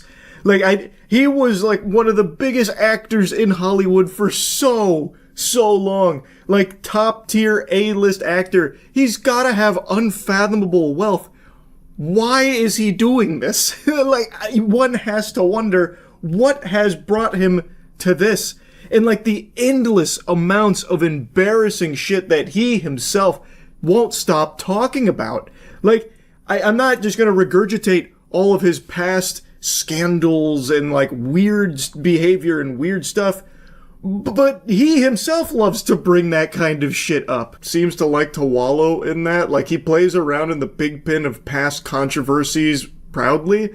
So even years later, he will bring up that incident with Chris Rock where he went on stage and slapped the shit out of him like he was trying to fucking neuralize him via the 5 fingers to the face. Like, he is the one that will bring up things like the slap and all of that. It makes no sense. It feels like he loves when people are laughing at him as opposed to with him. I don't get it. I really don't know. Anyway, just found this silly. Wanted to yap about it a bit. That's it. See ya. What's up, everybody? It's Critical. I'm playing Attack on Titan for the PC. Let's do this shit. Now, I started up the game and I went to get my recording software loaded, and this sentient piece of Play-Doh's been trying to give me the business ever since. Well, it seems he's figured out how to take a step forward. Now I need to figure out how to restart. Or it could just roll like this. I've still got my arms with their swords ready to chop shit down. Spraying blood for camouflage. Smokescreen. Oh, there we go. Alright. Now, I know this game is based on a cartoon of the same name. I haven't seen the cartoon, but I have attacked my toilet like a titan before. I'm gonna take this marshmallow down at the legs. Come here, bitch. You may have fire in your hands, but I have fire in my heart. What a bastard. No one fights with honor, I see. Alright. Alright, what are the controls? Is it just WASD and the left mouse? Because if that's all there is to the controls, I might as well just start taking my own limbs off, save the giants the trouble. Chopping at their legs is not going to do much. How about space? Alright, there we go. Space fires some type of rubber band, that's good. That's not good, the rubber band is entering his asshole, exiting his dick hole. We're moving in on the target, here you go, take some of this. Oh yeah. Oh shit. Spider-Man is at the scene. Call the Daily Bugle. Oh fuck, oh shit. I'm suspended in the air. And Stone Cold Steve Austin's trying to pin me. What happened? Did I sneeze too hard? Nobody hit me. I see my dildo string is still hanging from the building, impaling his thigh. Alright, let's rock and roll again. Alright. Q fires 1. Excellent. Found that out trying to move forward with the W key. Sometimes accidents can lead to incredible discoveries and creations. Take, for example, Post-it notes and the Powerpuff Girls. Sugar, spice, Chemical X. Taking a shit, drinking Windex. Time to play this really stealthily. Just gonna sneak in over here, give him a high five with my sword. Alright, I've been spotted. Covert operation. Abort. We're going in hot. Oh, damn it. Shit. He's got a vagina on his neck. Oh, here we go, going right for the face. Save money on tissues by letting me stab you in the nose. Oh, shit. Looks like a Matryoshka doll. This creature has titties on its back. That is interesting. I'm gonna take a guess and say the vagina on its neck is its weak spot. I don't know why that building fell over, but it's my responsibility to pick it up. That is a tripping hazard, and I must rectify the issue. Excuse me. Oh, fuck. What the fuck? How did you know I was there? Did they have GPS? Hey, dumbass, you forgot to eat my legs. What a fucking amateur. Yeah, it must have been spicy. He's breathing fire now. Let's try a different approach. I'm gonna attack from the air. They'll never expect it. They trust air, but they don't trust... Oh shit, well, I don't trust this building. That's what I don't trust. What the fuck? This building's not even real. Oh wow, what a fucking master hunter. He set up a fake building and then attacked me when I tried to grapple to it. That is not someone you want to shit with. That right there is someone you want to shit away from. We're going in hot. Tons of speed. Can't handle the Oh fuck, I hit reset, damn it. Alright, we'll just go again. Same strategy. Nothing but speed. Damn it, the speed has disappeared. We're going in for the kill, fuck it. Game on. Oh, this is a good angle. Oh, I'm in its anus. Oh no, there I am. Go, you finger puppet. Show him how it's done. I'm seeing inside of it. And it's hollow. An empty shell looking for a purpose. But you only find my sword. Oh, what the fuck? This is ridiculous. I thought I had it that time. Perfect. The top of the building does not exist. Oh fuck. Ambush. Oh good, its arm is stuck in the building. Now's my chance. Strike while the iron is hot. Oh, this is it right here. Perfect angle. So they don't have any elbows. I mean, that's just what it boils down to. Oh, well, I may have lost the battle, but it seems I've won the war. I took out its vision. Impaled its eyes. Alright. You are my primary target. Come here. Don't try and run away. You will... Holy shit. I got one. That's right, bitch. Oh, well. Sinking through the ground, I suppose, is how any giant should exit. Let's get 31 more of those. That ought to be easy. Here's my next target. A little bigger than the last. Too easy. It's too easy now. I've got it under control. Look at this combo. Oh, shit. No, what? This is a load of phlegm. I finally get 2 in a row. Then I have belly flopped and drop come out of nowhere to be the hero. I will extract my... Oh, well. I guess I'll just go for a tour of the city. Well, this is odd. It looks like it's trying to find its purse. Or have its way with this building. I'm just gonna try and sneak out of here. Oh, altitude decreasing. Damn it. Oh, wow. Jump through the building. It is determined. You think jumping through buildings is gonna be able to catch me? I'm too fast. Too high on this building. Relatively speaking, that is a rather large giant. Alright, I need to change locations. And quick. Alright, here we go. On the count of now. Oh, what the fuck? No! It is the ultimate chest bump! I'm defenseless. The prophecy is being fulfilled! Houston, we're coming in! I have an erection, it seems. Oh no, there we go. Just part of the string. Oh, it's coming for me again? Dodged it that time. Oh shit. Alright. This is a sticky situation. As Scooby-Doo would say, "Row!" Oh fuck. They're getting closer. Blast off. Houston, we had a clean launch. My trousers are not. I'm going in. Holy shit, I got one. Run, fucking run, run. If I had escaped from that, I would have wrote a letter to some really smart people in this world, some scientists, telling them about it. They probably would have ignored the letter, but damn it, it would have been incredible. Absolutely incredible. Alright, well, I'm done playing this. Well, that's the end of this video. Remember to rate the video, comment the video, and subscribe if you want to see videos similar to this one. See ya. I have now entered a diabolical pattern of getting 1 night of sleep and then 1 all-nighter, so I alternate days where I sleep. I only sleep every other day. I'm a goddamn cryptid when it comes to sleep. And I know you're probably tired of hearing me yap about my insomnia. The reason I'm mentioning it now is because it's 6 a.m. I've obviously been up all night again. But the reason why I keep bringing it up is because it's kind of like Voldemort's name, where you gotta take away its power. So this is me calling out my insomnia, hoping that if enough time passes, I'll start to make some headway being able to sleep normally again. I'm also trying a bunch of, medication now. Not working, huh? It doesn't seem to be panning out all that well. I just spit everywhere.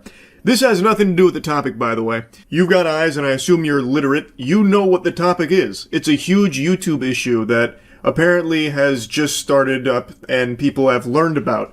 According to a bunch of YouTubers, there's been an abnormal drop in views on all of their channels, allegedly a site-wide decline in views, seemingly out of nowhere, and they've been doing a lot of exploring in the data, and they believe they've found the culprit. A YouTuber named Josh Strife Hayes just posted a video explaining all of it and showing all of the data, which is apparently corroborated by a ton of other channels experiencing very similar circumstances. And I'll go ahead and address the obvious explanation that people are absolutely going to be Poindextering, pushing up their glasses. Well, actually, this is the reason. They fell off. That's going to be what most people typically default to. There's probably no YouTube issue. These channels are probably just falling off or posting some lackluster content that people aren't interested in. Or you could easily just point to the time of year that it is, back to school and all that. And that's not some kind of fucking outlandish hypothesis that'll have you, thrown into a padded cell at Arkham Asylum. That sounds reasonable. But if you look at the data here, it's not really supported because nothing changed in the type of content and all of that until one day in particular, across the board on every channel, August 10th. That is Judgment Day for YouTube channels where the views just got fucking smited, and it seems like something changed on the back end that has now led to this net decrease in views for pretty much every channel on the platform. I want you to specifically look at your views from device type in August, specifically around the August 9th to 12th period, because that is the date range the desktop views specifically fall out of correlation with the other device types and become consistently lower. 12,000 per day drop to 6,000 per day over 4 days and then remain at that. The other channels I've asked to check their analytics also corroborated this same drop. August 10th shows a substantial and sustained reduction in views from desktop source only, while not showing a correlation reduction from other device types. This is why I said that explanation of, it's just the time of year, or, they must have just been posting cringe on main or some shit, just doesn't really work here. Because when you look at the analytics, the views stayed the same on device types, except for one, which doesn't make any sense if the explanation is they were making bad content, shit no one wanted to see. Because if that was the case, you would see a reduction in views on all device types there, not just a single isolated one. He is showing here that all the views maintain the same consistency on all devices except computer post August 10th. So unmasking the Scooby-Doo villain here of less views, we get something pretty fishy where it seems like they must have changed something on the back end when it comes to computer desktop views specifically. Computer views on post August 10th take a drastic decline and they stay that way. They don't go back into the same pattern, the same correlation that they previously were. Josh Strife Hayes showcases it with his channel, and then he mentions other channels also corroborated that as well. So naturally, I wanted to take a peek at mine. I don't typically pay attention to views, so I didn't even realize that this was a huge thing going on in the first place with a reduced views out of nowhere. I set up the process exactly how he described, and I got very, very similar results to what he showcased. Let's take a peek under the hood here. I did exactly what Josh said, 90 days device type views, and everything follows the same correlation that it usually does. And then August 10th, the next day, bang, bingo, bango, bongo, the computer desktop views get banished to the shadow realm and it's all cattywampus. It goes tits up.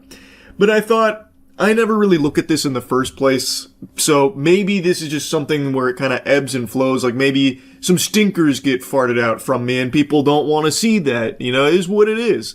So I decided to go to the last 365 days, and no, it seems like the trend is pretty consistent. These usually do kind of stay in the same general ranges together until you can see the tail here August 10th, and now all of a sudden everything's changed. It's a whole new ball game. I don't think that this is a natural thing that just happened where every single channel, every single viewer on YouTube just decided to sell their computers and just watch YouTube exclusively on tablets or TVs. I'd be very surprised to hear about this mass exodus from PCs. Like, you know what? Time to hang up the RGB.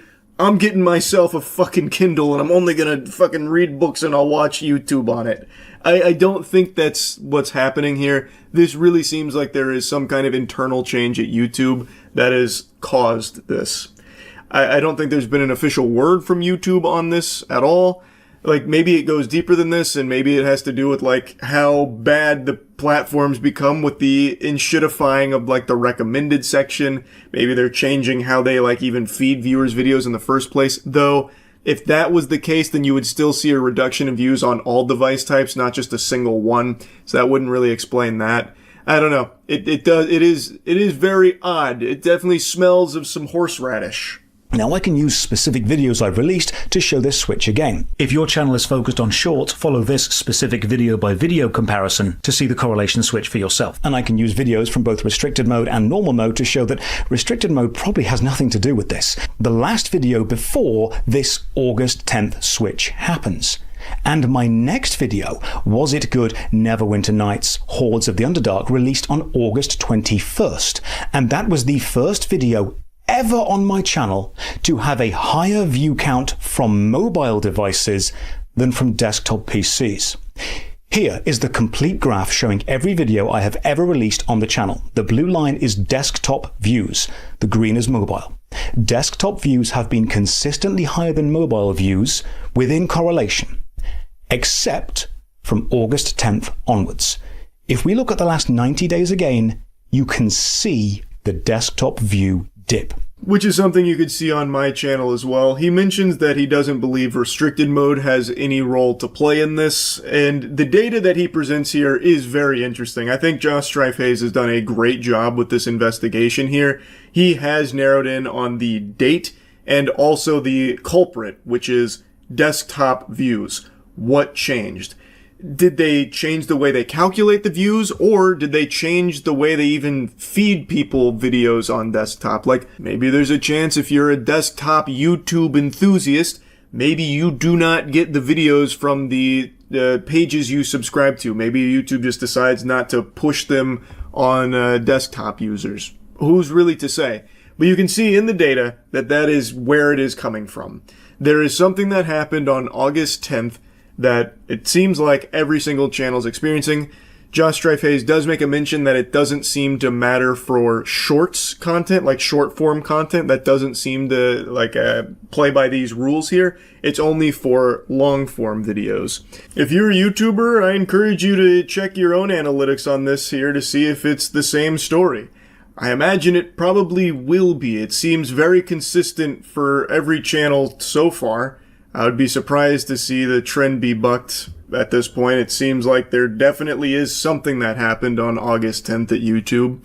But who knows? Maybe this is like a wild coinkydink that so many channels have the exact same thing happen on the exact same day.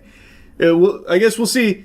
Maybe YouTube will shed some light on this topic. Anyway, just wanted to put this on your radar a little bit. Great work to Josh Strife-Hayes. And yeah, that's really about it. See ya.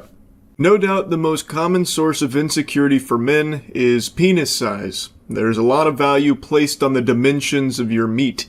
And no doubt you've also heard micropenis tossed around as an insult, but few people know that it's an actual medical diagnosis, and in some cases a debilitating condition. And last night on stream, a chat member put a little something interesting on my radar to dive into. A man claiming to have the world's smallest penis had just done an interview with The Morning, which is a news program.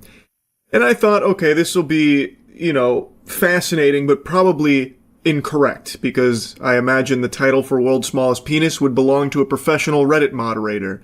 But nonetheless, I decided to take a peek. With the average UK penis size around 5.2 inches, our next guest measures up to just 0.38 inches. for comparison, that's about the size of garden pea. Yeah, 38. Still, don't really get why she said that. For comparison, it's the size of a garden pea. Just sounds like she's insulting him right to his face.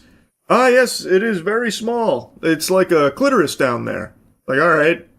I mean, you can tell by the measurement there that it's not optimal. I don't really know why he had to try and paint like a fucking picture with it, especially in the studio with the guy there. Like I said, it is a real medical condition, and I actually feel extremely bad for the guy here. I don't really want to show too many clips from that, because like the more he talked about it, the more it really starts to dawn on you what living with something like that must be like. He describes not being able to use public restrooms comfortably because he can't urinate standing up. He has to be like in a stall, and even then it's kind of like a tricky ordeal. He also describes, of course, the complications with romantic partners, like women in his past, that kind of thing, and like how difficult it could be to navigate that with a condition like this. It is just like a very sad set of circumstances, and I feel really bad for the guy. It takes a lot of courage to come up here and be the face of what he describes as the world's smallest penis. And the reason he went on there is he said he wanted to raise awareness about like micro penises being like an actual medical thing, and if you do catch it early enough, you can get it reversed. Like you can have surgical intervention that can help. But in Michael's case, he said that it's too late, and when that was brought up, it led to an entirely different can of worms that we opened on stream about a man who completely lost his penis with an infection, and then had a new one grown on his arm, which was eventually, well, I won't spoil the whole story. To see if there was anything I could do to make it bigger, but what is available doesn't really provide much. It's so difficult as well, I think, because it's kind of the moment that you discover that, and knowledge is power, and then you can go and get some help. When did you first start to realise that you had a really small penis? What the fuck kind of question is that? Hard-hitting journalism. Wow. Yeah, I don't understand how it could possibly be too late. Surely it'd be expensive to do like a full penile reconstructive surgery, right? But like, there's gotta be a way. It's 2026. I have an AI goon tube that's at my disposal should I choose to waste hundreds of dollars. That'll backseat game me. Telling me to aim for the head and shit. You're telling me we can't make a 0.38 inch penis a bit bigger? I don't believe that for even just a second. I don't get it. That's so weird to me. I feel like he's just seeing the wrong specialists, right? Like maybe like in the UK that's not like an option, but I have to imagine somewhere in the world you can put a couple extra inches on that shaft. There's a transplant an option. A penile transplant? I can't imagine you can successfully penile transplant. Like I said, I just don't know how you wouldn't be able to do like reconstructive surgery on it. Can't they grow a penis on his arm like the other guy? The hell are you talking? The one got pauldron penises? What are you talking about? A man whose penis fell off is growing a new one on his arm. What? I don't think I can pull this up on stream. Malcolm McDonald lost his genitalia to a severe infection and now sports a bionic penis on his left forearm. So I didn't think I'd be able to show the pictures from the article I was reading, but he did a few interviews a few years back, and I feel like I can probably show you one of those since it's on YouTube, right? Can you show us now? Yeah. Shall I see my little friend? Hey, Jimmy.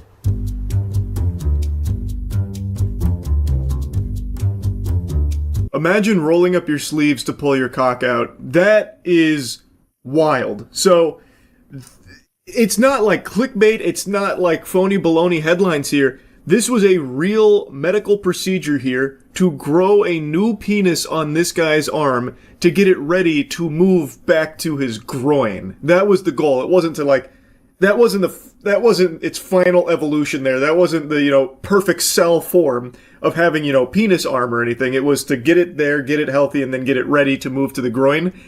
It is an unbelievable story. After a mechanic from the United Kingdom lost his penis, medical innovators fashioned him a replacement out of his existing tissue, and it now rests on his left forearm. But why put it on his forearm? Why would you... If you can grow it again, just put it downstairs. So as I read more, it became clear that they couldn't grow it back there at the time, so they chose his arm for it. But even after doing more digging on this, I don't understand why it had to be the arm in a place that's so visible. I don't know why they couldn't grow it on, like, his thigh, or, like, you know, maybe a little more up here on the arm meat, you know, around, like, the triceps area or something, as opposed to, like, his actual forearm here. That then just meant he couldn't wear, like, t-shirts or anything like that. It just felt like the placement was suboptimal. But again, full disclosure, surprise, surprise, I'm not a cock savant. I'm not a wiener scientist. So maybe the forearm is the only environment in which you can plant that seed to, you know, grow dicks. But I don't know why it couldn't go elsewhere, like the thigh, somewhere less visible. You know, the chest, you know, on the titty, you know, dick nipples or something, like, pretty much anywhere but there. Because in that position, that means he has to be extremely careful when out in public. Because it could just at any moment fall out, which you're going to you're going to hear did happen. He's just got a dick on his arm. It's fucking crazy. It's like the Assassin's Creed Hidden Blade, but wiener. Ralph and his team partially removed this section of skin, blood vessels, and nerves from McDonald's left arm, shaped it into a replacement phallus. A urethra was then created via surgery, and 2 tubes and a pump were inserted, which would allow the new penis to achieve mechanical erections. Once the penis was finished, the shaft was detached from the arm, allowing it to grow additional skin and tissue while dangling freely. The original intention was for the new penis to be surgically reattached to his groin in 2018, 2 years after the original procedure. However, due to various scheduling issues, illness, and more recently widespread delays caused by the coronavirus pandemic, this is 2020 by the way, McDonald's new penis has been on his arm for the last 4 years, and it looks like it may be staying put for the foreseeable future. Yeah, so McDonald's, who was profiled in the post back in 2020, eventually became used to having the appendage on his arm. People ask me about it when they see me in the pub, and of course people make jokes. But I get it, it's not every day you see a man with a penis on his arm. Of course, I see the funny side, I have to. I don't have any other option. In a new documentary, The Man with a Penis on His Arm... You couldn't give it a cooler title. McDonald recalls helping an elderly lady retrieve an item from the top shelf at a supermarket, only to have the penis pop out from beneath his sleeve and nearly hit her on the head. It's something to tell the grandchildren, isn't it? McDonald tells the program, clearly keeping a sense of humor about the situation. Earlier this year, however, doctors finally performed a successful surgery, moving McDonald's man-made penis from forearm down to pubic area. It was a 9-hour op. First thing I did was look down and I was like, oh my days, they got it this time. Nerves and blood vessels... this is different. Nerves and blood vessels were taken from the arm and stitched together in the pubic area to establish blood supply to the manufactured penis. Urologists worked with plastic surgeons during the process to make sure McDonald could have a functioning urethra, meaning he will now be able to pass urine normally. And the clever medics even installed 2 tubes to allow McDonald to inflate the penis with a hand pump in order to give himself an erection. Oh wow, so he's the master of his own fate now. He doesn't need to rely on nature. This could be a turning point in my life, the divorced dad gushed, thrilled at the prospect that he'll finally be able to have sex again. Turns out McDonald's artificial penis is even better than his real one. The dad designed his dream penis with the help of surgeons and added an extra 2 inches to the man-made model, making it 6 in total. They were happy to listen to what I wanted it to be like, which was amazing. Not many can say they have a designer penis. Well, it has a happy ending. I don't know where you saw that he chose not to put it down there on the groin. Yeah, I can't show you it on his arm, but I can show you the scar. And then immediately it gets right to his arm. Yep, that went to the top of the page. I was going to show you that, but that went to the top of the page. It's blurred, though. So if we can do this, why can we not help him? I don't understand. That guy's condition seems far more severe. He literally lost his cock to sepsis. This guy just has a very small one.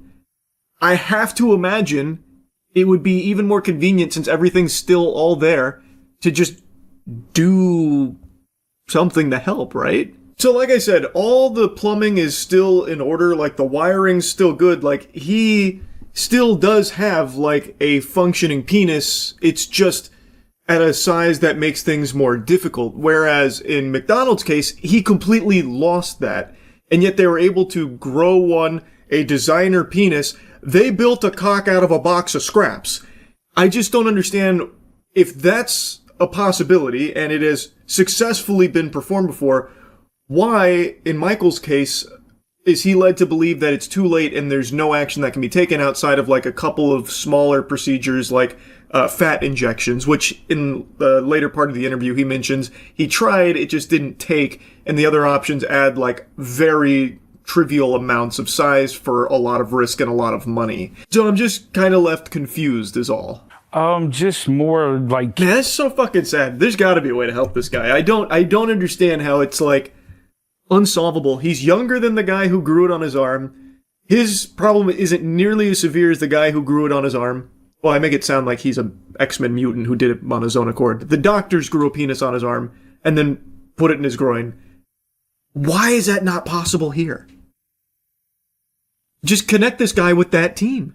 It's entirely possible this was something that Michael was offered, but he didn't want to be, growing penises like body hair, which I think would be understandable. What I more mean is that it feels like, based on what I've learned now about like McDonald's case, as well as like a couple of other like very rare cases, that maybe there are some other options that aren't just like, ineffective fat injections and things that he's already tried.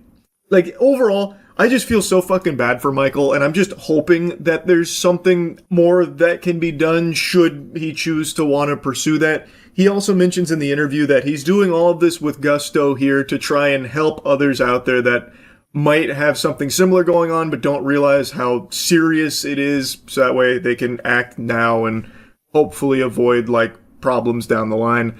And I think that's great from Michael. Yeah, they got a lot of wild ones. This is the same station that had that woman come on about like how she left her husband because she was fucking a ghost. Right? I'm pretty sure it's the same station. So yeah, this program does have a lot of interesting stuff come across. Bro, Carl Urban replied to an IG post saying that's what Clara wanted. It's all over the boys subreddit. Carl Urban candidly fires back at the boys season 5 criticisms ahead of series finale.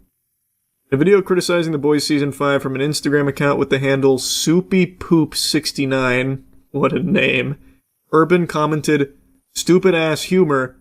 Son, your handle is literally SoupyPoopy69. Oh, Carl, it's Soupy Poop, bro. Oh, humbled it.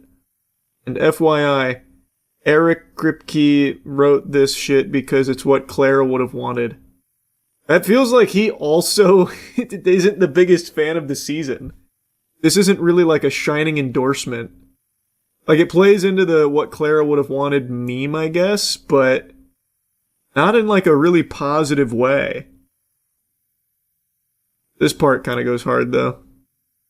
Anthony Starr keeps liking posts that shit on the show on IG. Does he? Does he really? I find that hard to believe.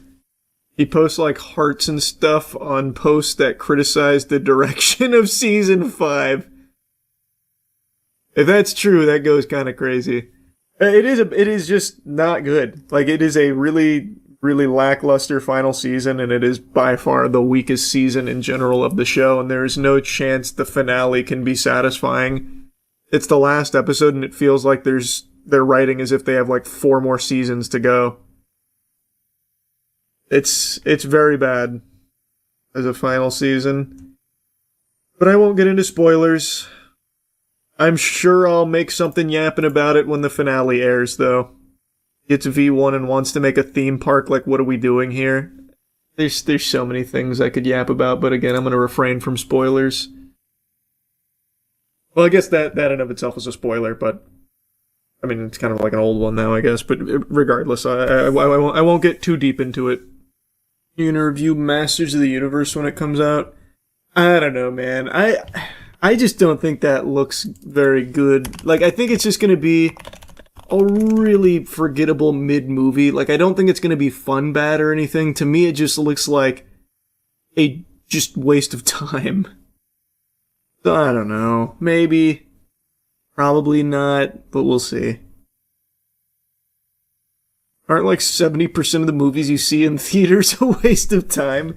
Yeah, but like I don't know that going in. Like sometimes I go into them and I'm like, oh, this could be like fun shitty, and then it's just not. It happens. You had to know The Strangers Chapter 3 was going to be a waste of time. Yeah, but I'd already committed to finishing the trilogy, bro. That's super different. Plus, horror trash, like the slop horror movies, that's different. That's so different. I look forward to those. Those I have so much fun in. Even like the biggest waste of time forgettable horror parts that come out, like even those, I still enjoy. I just think Masters of the Universe is just going to be really eye-numbing. It just looks like it's a full CGI slop fest. It's just, I don't know. It's hard for me to get excited for it. How could you enjoy a movie like Night Swim? Very easily, actually. A movie about a fucking haunted pool? Are you kidding me? It's very easy to find things to like about Night Swim. In hindsight, I wasn't very happy with the 2 hours that I flushed down the shitter when I initially went to see it and got home, but like, looking back on it now, there's so much I could like about Night Swim. I love He-Man as a kid, had the action figures too, trailer really disappointed me. I never watched a ton of He-Man, but I had some He-Man action figures. So I don't have like a super close connection to the property outside of like some of the action figures I had. I forget, do you raw dog movies with no snacks? Absolutely. No popcorn, no nothing. That's psychopath behavior. No, it's not. I think that's very normal behavior. I like to focus on the movie. I don't want to miss anything. I don't want to be distracted. You don't want to spend $9 on a soda. That is true. Concessions are very expensive. Do you raw dog movies and TV shows at home with no snacks too? Yeah, man. I didn't know that was so uncommon. Actually flabbergasted. Don't understand. It's not like a freak show thing, the guy who watches shows and movies without food. I don't know. Just how it's always been. Like, I've had popcorn at movie theaters and stuff, I just don't actively do that. And I don't do it at home either. I eat, then go watch a show or a movie. That's odd. What the fuck? It's just super not odd. You just sit there in the theater or aura-farming, also known as watching, I suppose, yeah. It's like really, like, what's happened? What has gone so wrong? To be honest, odd, but I understand. I would hope you could understand. It's just watching something without doing something else at the same time. Holy fuck, this reminds me of like on TikTok where there was this trend where people put themselves in timeout for 10 minutes to detox. Too much stimulation, so they did a 10-minute timeout and they're like, fucking changed my life. I just sat there for 10 minutes. You can't multitask? I can, I just don't need to. It's just like, I don't feel the urge to like go get food anytime I want to watch something. I'll just like eat and then like watch something after. Yeah. We talked about that on stream like a week ago about the Disney cruise with the people that were filming like sea salmon there and all that. Yeah. Damn, I'm going on a Disney cruise later this year. What the fuck? I don't get it. How could anyone go on a cruise right now, bro? Every single cruise is exploding with disease. Like, diseases that you've never even heard of are spawning in on these cruises. How the fuck would you actually think now's the time to go on a cruise? Are you out of your mind? Are you insane? Low prices. Well, yeah, I guess at this point, yeah, maybe they've dropped the prices because no one wants to go on the Petri dish. I don't know. It seems like it's not worth the fucking risk at all, though. There was this guy visiting countries after political coup or big disasters. I remember that, actually. He was saying that it was so cheap to fly there, so anytime there was some kind of, like, big catastrophe in the region, he'd book a flight there. I know what you're talking about. Hantavirus been around since the 90s. It's not new, but to have a fucking hantavirus outbreak on a cruise is legitimately unfathomable. Bro, cruises are bringing in shit that no one would ever think is a possibility. They're inventing disease on these cruises. It's like the shit from Resident Evil Dead Aim. I couldn't imagine booking a cruise in light of everything going on here. Then there was the norovirus outbreak on one not long ago. Would I ever go on a cruise? I just hate the idea of cruises. I'm not exactly like afraid of cruises or anything. I just think I'd be miserable. I say this a lot, and cruises have become such a big topic that I've been saying it a lot because of this now recently. I just think it's miserable being stranded on a cruise. It's just a floating prison. You're just in a floating hotel. You can't leave no matter what. And the only things there are to do are swim, gamble, or eat. And you're surrounded by tons and tons of people at all times that you just can't get away from because it's just a shared space perpetually. You know that cruises stop in cities you can visit for a day or two, right? Yeah, but that's so... That to me is never a selling point. Who gives a fuck? If you want to visit those places, fly there. And then you're not fucking trapped and you're not beholden to the cruise schedule. That has never been a strong selling point to me for that. Says you. Hey, that's what I'm saying. I would never book a cruise because of where it's stopping like that. Absolutely not. If I was that excited about the place, I'd fucking white knuckle it and fly there. But there's nowhere that would get me to do that. You don't fly, though. It literally should be a selling point. For me, absolutely not. No way. That I'm just fucking stranded, miserable, and sick on like a 2-week voyage out to some place, and I'd be even more pissed because I'd be like, you know what? If I could have just flown, I could have avoided all of this disease that I'm now afflicted with. It's the opposite of a selling point for me. Like I said, I'd only do that on like a military carrier or something. Your thoughts on train travel? I wish train travel was more commonplace here. I'm super jealous of how it is in Japan, in particular. It seems so incredibly efficient, and everyone that I know that's ever went to Japan has nothing but good things to say about it. Like, especially in regards to like the train travel. Everything is always precisely on time. It's extremely fast, it's extremely convenient, it's extremely clean apparently too. I'd love if we had shit like that here. I traveled by Amtrak from here to Pennsylvania once in like 2018, 2019 maybe. That was fucking miserable. The trains we have here are embarrassing. You can have the shitty ass New York City trains where people shit on the floors and seats. Oh, true. Yeah, the subway in New York I hate.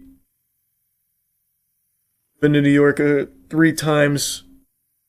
So I've rode on that subway. No fun. No fun at all. What if I told you there's been more train accidents than plane crashes? Oh, I'd believe you, man. That Amtrak ride felt like we were driving over landmines for 19 hours. And I did like the comfort seating, but turns out what that means, like where you're supposed to get like a bathroom and stuff, what that means is you're sitting on the toilet, so the toilet is literally in your cabin, you're sitting on it. So you open it up, take a pee, take a poo, so then the entire train just smells like shit. The entire 19 hours. Awful. Haven't been on a train, well, a long distance train since. Not just Japan, Europe has pretty good trains in each and every city, and you can travel between countries. I don't know anything about Europe trains. All I know is about Japan trains, because all my friends always sing the praises of it. And from what I see online about their, like, maglevs and all that. I'll take your word for it. We need a new popular form of travel, maybe like giant zip lines across states and countries. I agree, we're overdue for a new kind of travel. After the Hindenburg, I feel like we stopped trying. Zeppelins were a cool idea in theory. And we can't let one disaster stifle our creativity. We do need to dust something else off, I agree.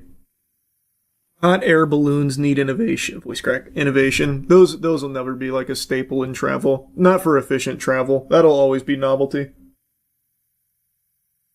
Ain't shit you can do with that to make it efficient. We already have people making jetpacks. It's only a matter of time. That won't work though. You will never be able to jetpack from fucking one city to the other. Plus, there's going to need to be like a ton of regulation because if anyone can own jetpacks, there's going to be a huge problem. You will have like fucking drunk drivers crashing into buildings, causing like mini 9/11s every week. Man was born to fly. Okay, that was inspirational. When you're right. I've seen some of the jetpacks, yeah. They're not like, I mean, they're cool, but they're not exactly what you're picturing. I've seen some of the military ones.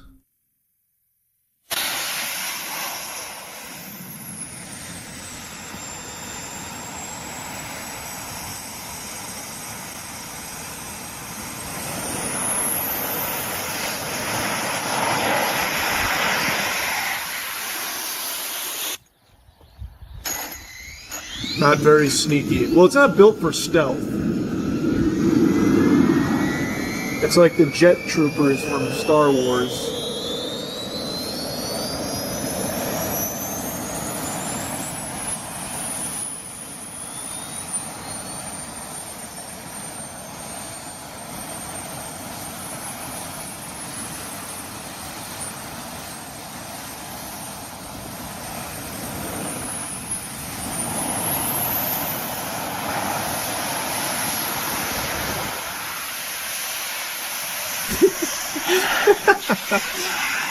It's cool though.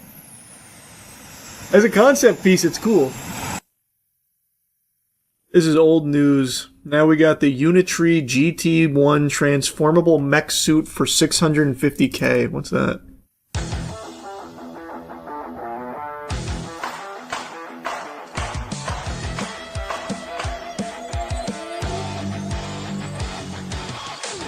So this is for sale right now.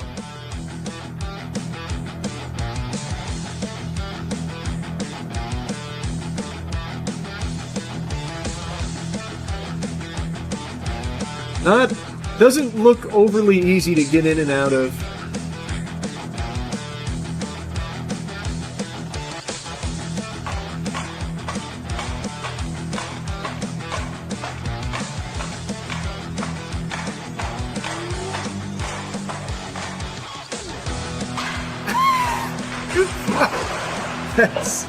That's pretty cool.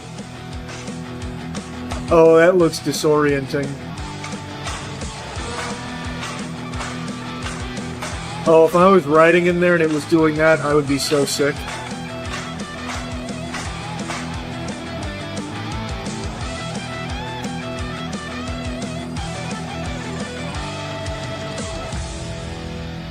Pretty cool, though. That is pretty fucking cool. Use this to promote Cheeky on the street. Oh. Now we're cooking. Big marketing. Titanfall is real. Titanfall is real. Get one for a TOC video. Brother, $650K. And it probably takes years to actually get it. I can't imagine they have like a large inventory. Looks like a work in progress, though. I mean, it's still very early into this kind of thing.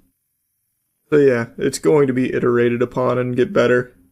It was a dummy guy when it was walking. Wait, was it?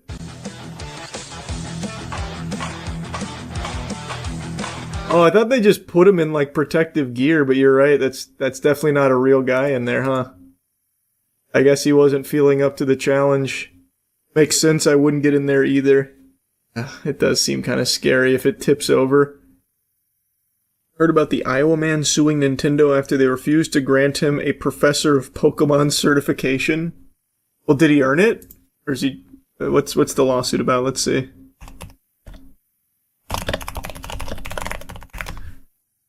Iowa man sues Nintendo after being denied Pokemon Professor status. Does Nintendo oversee that? Council of Professors? He's taking them to federal court for allegedly refusing him to grant him Pokemon Professor status. Kyle Owens, 34, suing them, alleging federal antitrust actions that violate the Sherman Act. Lawsuit seeks a court order and injunction that would grant Owens $340K in damages and award him Pokemon Professor cert, restore his access to official Pokemon Professor tools, and enable him to host Pokemon events. I don't need the summary of Pokemon. Pokemon Professor program is not merely recreational. It functions as a structured certification and authorization system, granting official status, access to official event tools, the ability to host sanctioned card and video game matches, listing in an event locator, and opportunities that generate business traffic, customer attendance, product sales, goodwill, and commercial advantage. He alleges that on March 12, 2024, Pokemon Company International informed him he had passed the basic exam for rank of Professor with a score of 100%. Holy shit, he's a prodigy. Court exhibits indicate the notice informing Owens had passed the exam also stated that before he could become welcome into the program and take his first steps as Pokemon Professor, he would need to submit a background check. Uh-oh. Zoinks! The exhibits, made public in Owens' court filing, indicate the background check conducted on behalf of the defendants determined there was a pending arrest warrant issued by another state in 2022 for failing to appear in court on misdemeanor charges of disorderly conduct by engaging in fighting, possessing, repairing, or selling an offensive weapon, and criminal mischief through damage to property. So on May 6th of 24, Pokemon Company wrote to Owens informing him his application had been denied, following the results of the background check. Oh man. The letter indicated that once the background check was completed, it was determined he had a score of 80% on the exam and failed the test for professor status. Oh. He claims he was denied cert due to an old low-level felony that was more than 10 years ago, and that the stated rationale for his denial was later changed to the 3 misdemeanor charges that do not show guilty findings. Claims it does not merely harm him personally, but reduces competition and consumer access by eliminating a qualified Iowa-based event host from the official organized play system associated with Pokemon. No, Nintendo has been successfully sued before. It's not often, but they have lost. I'm gonna be honest, I see no way Kyle squeaks this one out, but who knows? Who knows? Who would you rather go to court against, Nintendo or Take-Two? Probably Nintendo, I would say. I think Take-Two's a little scarier. They're a little more intimidating. So I'd say Nintendo. That looks good. Yeah, this looks good. He's not very smart, he's not very charming, but goddamn can he use a lead pipe nicely. God, he's looking like an anime lolly now. Perfect. Which is what I want. He looks like the annoying orange face right now. I'm not overly pleased with what I've created thus far, but I'm assuming I can make it better. Oh, big shot! I entered VATS. We're going to be eating good for all of 3 seconds with that space meat. Hiya! Wow. Fucking annihilated that guy. Can I intimidate the AI? Can I just be so imposing that even artificial intelligence trembles in fear? I understand. I will require some time to process Jesus, a robot that grieves too? Fuck, what does it also do? Sleep, fart, shit, come? That was easy. Who's this old bitch? You a bad guy? Oh, it's a bad guy. Thanks to the Prime page. Yeah. God, I'm strong. Don't do it. You'll regret it. I told you. Their best bet is to just not engage me if I don't see them. No, thank you. that's quite all right. I've seen enough body parts in my line of work. Aren't you a barber? I'm Conrad. What are you, like, sucking dick for free haircuts or something? What do you mean? I do apologize. I was given no forewarning of your arrival, or I might have welcomed you at the gates myself. That's fine. Cool derby hat. Fucking dweeb. What, are you going to a horse race or something? Space horses? Well, let's do it. Oh, it can be really racist, I guess. Do just a full racist playthrough. Hey, mister, can we talk? God, what? What do you want? You should try some of my tobaccorn tea. I brew it in an old spittoon, but it's been cleaned. I prefer if it was dirty. Sound more appetizing. Oh, Parvati's getting blasted. At least I'm safe.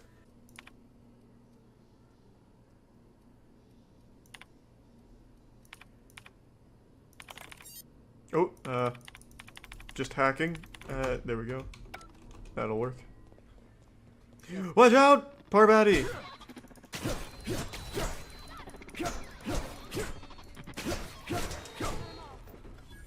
Close call. Follow me.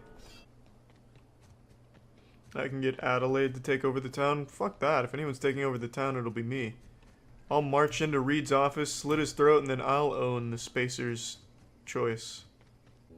You offering to cross Reed off, huh? Well, it's not an offer. I'm telling you I'm going to do that, and you're welcome to come along for the ride if you'd like. You got it, Adelaide. All I know is violence. You're gonna love the birthday present I got you this year, Adelaide. I'm charging it up, Reed. If you get hit by this, it's your own fault. Reed! I quit. No, it... You just killed Yeah, I told you I was going to do that right in front of Adelaide. Remember? You were in on this plan the whole journey here, and now you're acting, like, surprised that I did it. You have a peculiar comfort with violence. Killing off my garden, gunning down... Gunning down? No, I walked in there with a machete and cut his fucking head off. Don't spread a rumor. I need some time to gather my personals. Long walk back to Edgewater. Got a considerable burden to carry. What do you mean you have a considerable burden to carry? I murdered a man for you. Yeah, tell me about your burden. Oh no, my plants. Oh no, my plants. Try chopping a man's head off in 5 guards. Why did Parvati level up? I feel like she should have got a lot, like, D-leveled or something. She hated what I did. Oh, cool melee weapon. I'm stealing it from her. Fuck yeah, I stole her weapon. Thanks, Parvati. Hey, great news, everyone. You have a new home. You can say thank you and build statues of me later. Do you know how to install a power regulator? Nope. Outstanding, Captain. I guess I do. Aptitude for... I'm okay, Parvati. You stay back. No, just stay here. Yeah. Thanks for the resub, the man of trash. Okay, maybe stay over there. Really, well. Shit. Nothing. Just the wind. Don't open it. I should have never trick-or-treated over here. Don't open it. Now that you know it's on the other side. You don't want to do that. What? Jesus, how did he open it from so far away with his fucking mind? Berkey! What's up, Berkey? I done had enough of this shit. I'm just the fucking tarmac guard. No one said nothing about fighting no raps. Jurassic Park malfunction again? Let's have 2 macho men square off against each other here. Your vagina hurt or something, soldier? You're powerful free with that tongue of yours. Yeah, I'll tongue that butthole if it's in a second if you're not careful. You got me. Just testing your metal. What are you gonna do about it? Make me Not fuck much you? fight left in me anyways. Yeah, I didn't think so. You couldn't handle me fucking you. If you've come to end my life, let's be on with it. Perfect! Oh, not actually one of them, are you? No, but I'll still take your life if you want to just give it away like that. I got some better armor, I think.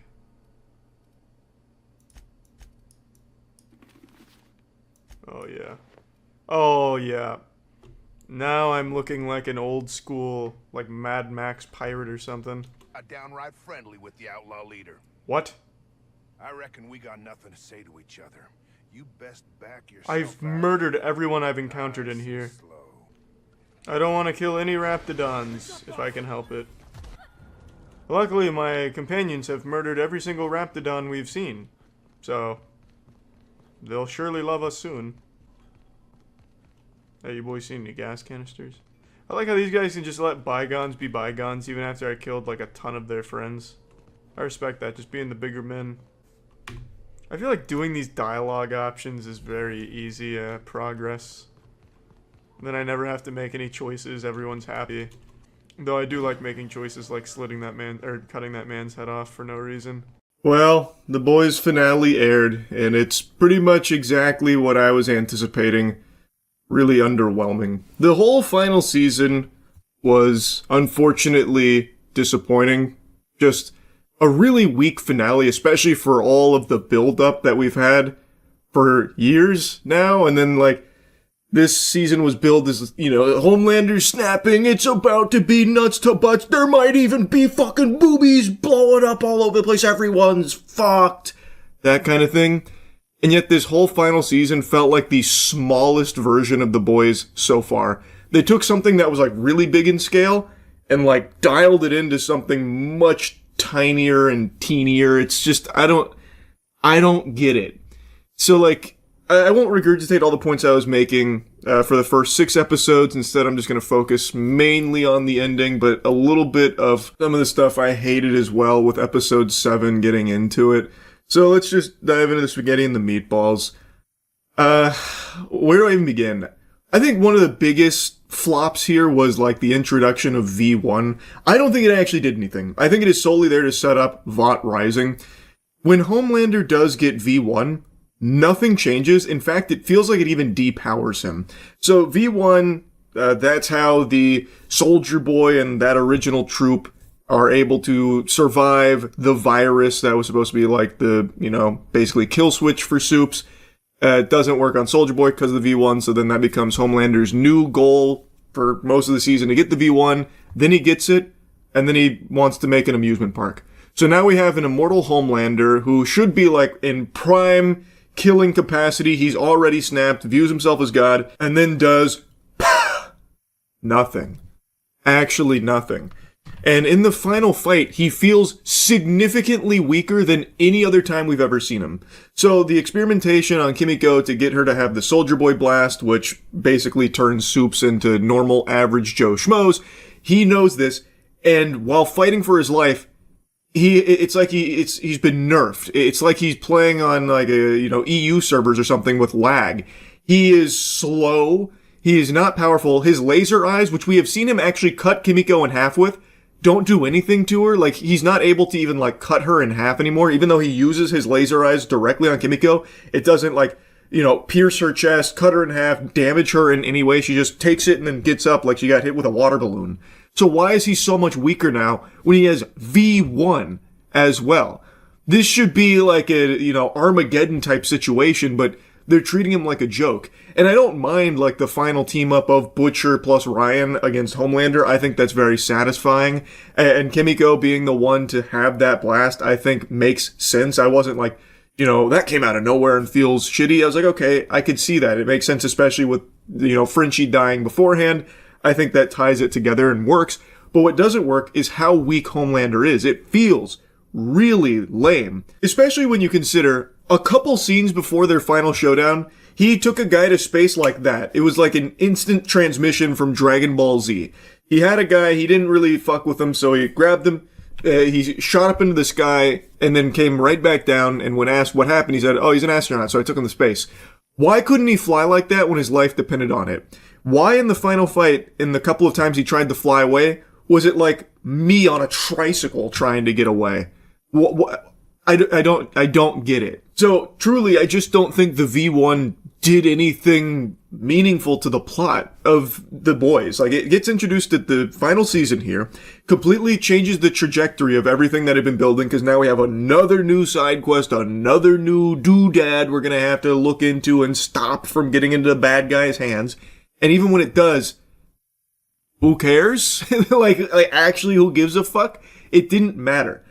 I think they spent so much time on that to get Vought Rising, off the ground a little bit, put some poop in that butt, that they kind of abandoned a lot of what they were building to previously. Like example, one of the huge things was the flight recording where Homelander just lets the entire plane die in season 1. That was going to be like their big, weapon against him in the public eye. And we built on that for fucking years. And then that gets dropped early on in the season, only to just be written off as AI immediately, which I get, that's an easy way out. You can just say, oh, it's AI, it's fake, and people believe it. That's what they do in the show.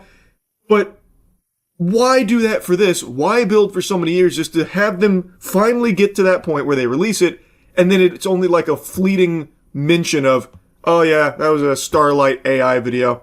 Didn't happen. So it just feels like, okay, that was a waste of time and doesn't really do anything in the grand scheme of things, huh? Same with Soldier Boy. He gets put back on ice.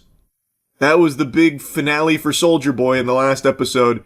He gets choked out and put on ice again. For the third fucking time. All they do with that character is they thaw him out. He acts wacky and silly and tough for a little while. They can't really beat him. He talks about, you cum guzzling, jizz pirate, that kind of stuff. You, butt bubbling, motorboat nut swallowing, scallywag. And then they put him back on ice when they can't figure out what else to do with him. So he just goes back into stasis. Come on. That's not satisfying at all. It really feels like so much of this was built upon the idea that they had to find ways to keep it milkable because they have so many other boys projects already in the works. So now we've waited all this time. This is supposed to be the big finale, and yet it feels like they're still just setting up things for other things outside of the boys, which means the boys itself gets kind of strung dry and feels bland and feels like it's missing so many important components for closure. And there's just so many things I didn't like about this, man. And even going back a couple episodes, Black Noir 2's death. I think the breakdown of their friendship was handled well. I think that was entertaining and done decently enough because they gave enough time to flesh out the Deep specifically, as well as his obsession with being in Homelander's good graces so he could suckle milk from Homelander's tit. And Black Noir 2 was kind of standing in his way, so they start to have the breakdown, and then he, steals some of Black Noir 2's credit. That further strains it, and then it eventually culminates with him killing his acting coach, and then Black Noir ends up killing a billion fish, which the Deep is rightfully blamed for because of the oil pipeline and stuff that he was talking about, which then causes him to be excommunicado from water itself. And because of that, he kills Black Noir too, but they don't have a real final fight or anything. He strangles him with a cord and then stabs him in the face, in the neck. Black Noir 2 can fly. He's bulletproof. How the fuck is he getting choked by a cord? I understand the Deep is also superhuman, so he's got strength. The cord would break. Why wouldn't you just have them actually fight? So that way it feels like, oh, this was a big deal. This was a, death befitting of a character you've spent this much time with, but instead it's just a fucking whimper. He gets strangled by a goddamn ox cord and then stabs him, and that's the end of it. And then he never gets mentioned again. Black Noir 2's name never comes up again. Not once. So again, it just feels really underwhelming. Speaking of, another character, Sister Sage. Holy shit, I have never seen a character that's supposed to be the smartest character in the world be used so stupidly. That character trait in other shows, this is the smartest person ever, always leads to some really fascinating situations, and I think relies on good writing for it to work well. Here, that was just completely absent. Sister Sage at no point in this final season felt like the smartest character in the world. All she does is sit around, kind of do nothing. She then explains her goal of let everyone die so I can read in peace in my bunker. Okay, I guess. But she doesn't do anything to actually get there. using her intelligence at all. And then when she does, like, betray Homelander and go with the boys, she is the one that fucks everything because she, for some reason, decided to let Soldier Boy come through during the V1 transfer, and she didn't expect Soldier Boy to give Homelander the V1. Human emotion makes no sense. Love. I can't calculate it. I don't get love, which is a cliche I've seen explored and you've seen explored in other smart characters. Love, the X factor, the chemical X, no one can quite figure out the composition of it. Doesn't make any sense. It goes against logic. But it's like, why even bring Soldier Boy there in the first place? That did nothing to help with the goal of getting the V1. It just puts it in more jeopardy. So he shows up and then just does give Homelander the V1, and then she's fucking shell-shocked, and then spends the next episode just moping and watching Love Island and lobotomizing herself. And then when she does, like, dust it off after a motivational speech from Frenchie, she, like, helps one time with the experiment on Kimiko, which does actually have a big impact. But then that's it. In the final episode, she gets hit by the Kimiko, chest blast, the big beam, loses her powers, and becomes average, saying, I'm stupid like all of you, and then fucks off to Disney World, or, what was it, Universal Studios, I don't remember. She went to Orlando. So, she never did anything like the smartest character in the world was only the one capable of doing. She just does, like, basically nothing except check Frenchie's work and, like, change a couple numbers around to make it actually work better. It's just so weird because you would expect the smartest character in the world to have all these plans and account for everything imaginable, and like you're always playing into their palms because they know what's coming because they're that smart. But Sister Sage, the smartest person on the planet, she does nothing but eat Taco Bell, lobotomize herself, and doesn't actually do anything with her intelligence like ever. And then just goes to Orlando and that's it. It's just such a fucking wild usage of that kind of superpower, or really not even usage of it. It's, again, just underwhelming. I like, that's just the word to describe everything with this whole final season. Everything about it was just so underwhelming. And even in this final season, they still found ways to focus on shit that no one cares about. Like, why do we have it was like a 2-minute scene of two, like, throwaway villains sniffing each other's assholes, telling each other what they had for lunch. That's in the second to last episode, and we're spending time with that kind of shit? Like, it's just... It's so little worked about this finale, unfortunately. Like, Starlight vs. the Deep. This is something that I think had been building the entire series. And the Deep, you always had the sense like, oh, maybe he'll turn on Homelander. He's constantly belittled, but it never quite sets in, and I think that works really well for his character. So then it's a final showdown between Starlight and the Deep. All the terrible shit the Deep has done. There is no redemption to be found whatsoever. And their final fight, Starlight takes him to the beach. Why the fuck would she do that? That is where, presumably, he would be the most powerful. She has no idea that the ocean now rejects him. She is not aware of that at all. Why would she choose to take the Deep to the fucking sea to fight him? That makes no sense. That's the dumbest shit imaginable. What? Why? Of course it works out because the sea does reject him, which, again, Starlight doesn't know. So she does win, like, the hand-to-hand fight, and it's an okay fight, I guess. I would have liked to see it be, like, a little more, like, emotionally weighted. Like, it still felt fast. Everything felt rushed here because it's the final episode, and this whole season was written as if they had, like, 15 episodes to go. But it does ultimately end with him getting blasted into the sea, and it has kind of a callback to how he killed Black Noir's acting coach, the director. He gets ass murdered by a sea creature, a tentacle popping up from his butthole out of his mouth, and he dies there in the sea that now hates him because he betrayed them. Starlight had no idea that was the case. Why did she take him there? That's just ridiculous. Like, that is just dumb. There's a lot more I could yap about, but I've already been going for a little while, so let's just instead focus on some of the biggest things that make this so weak. And I've already touched on one of them, but the scale of it. This was billed as the Scorched Earth final season, and I think they did a great job building up to a Homelander just snapping and going fucking insano style on the entire planet. And that's what everyone, myself included, was expecting to happen with this season. But none of that ever gets there.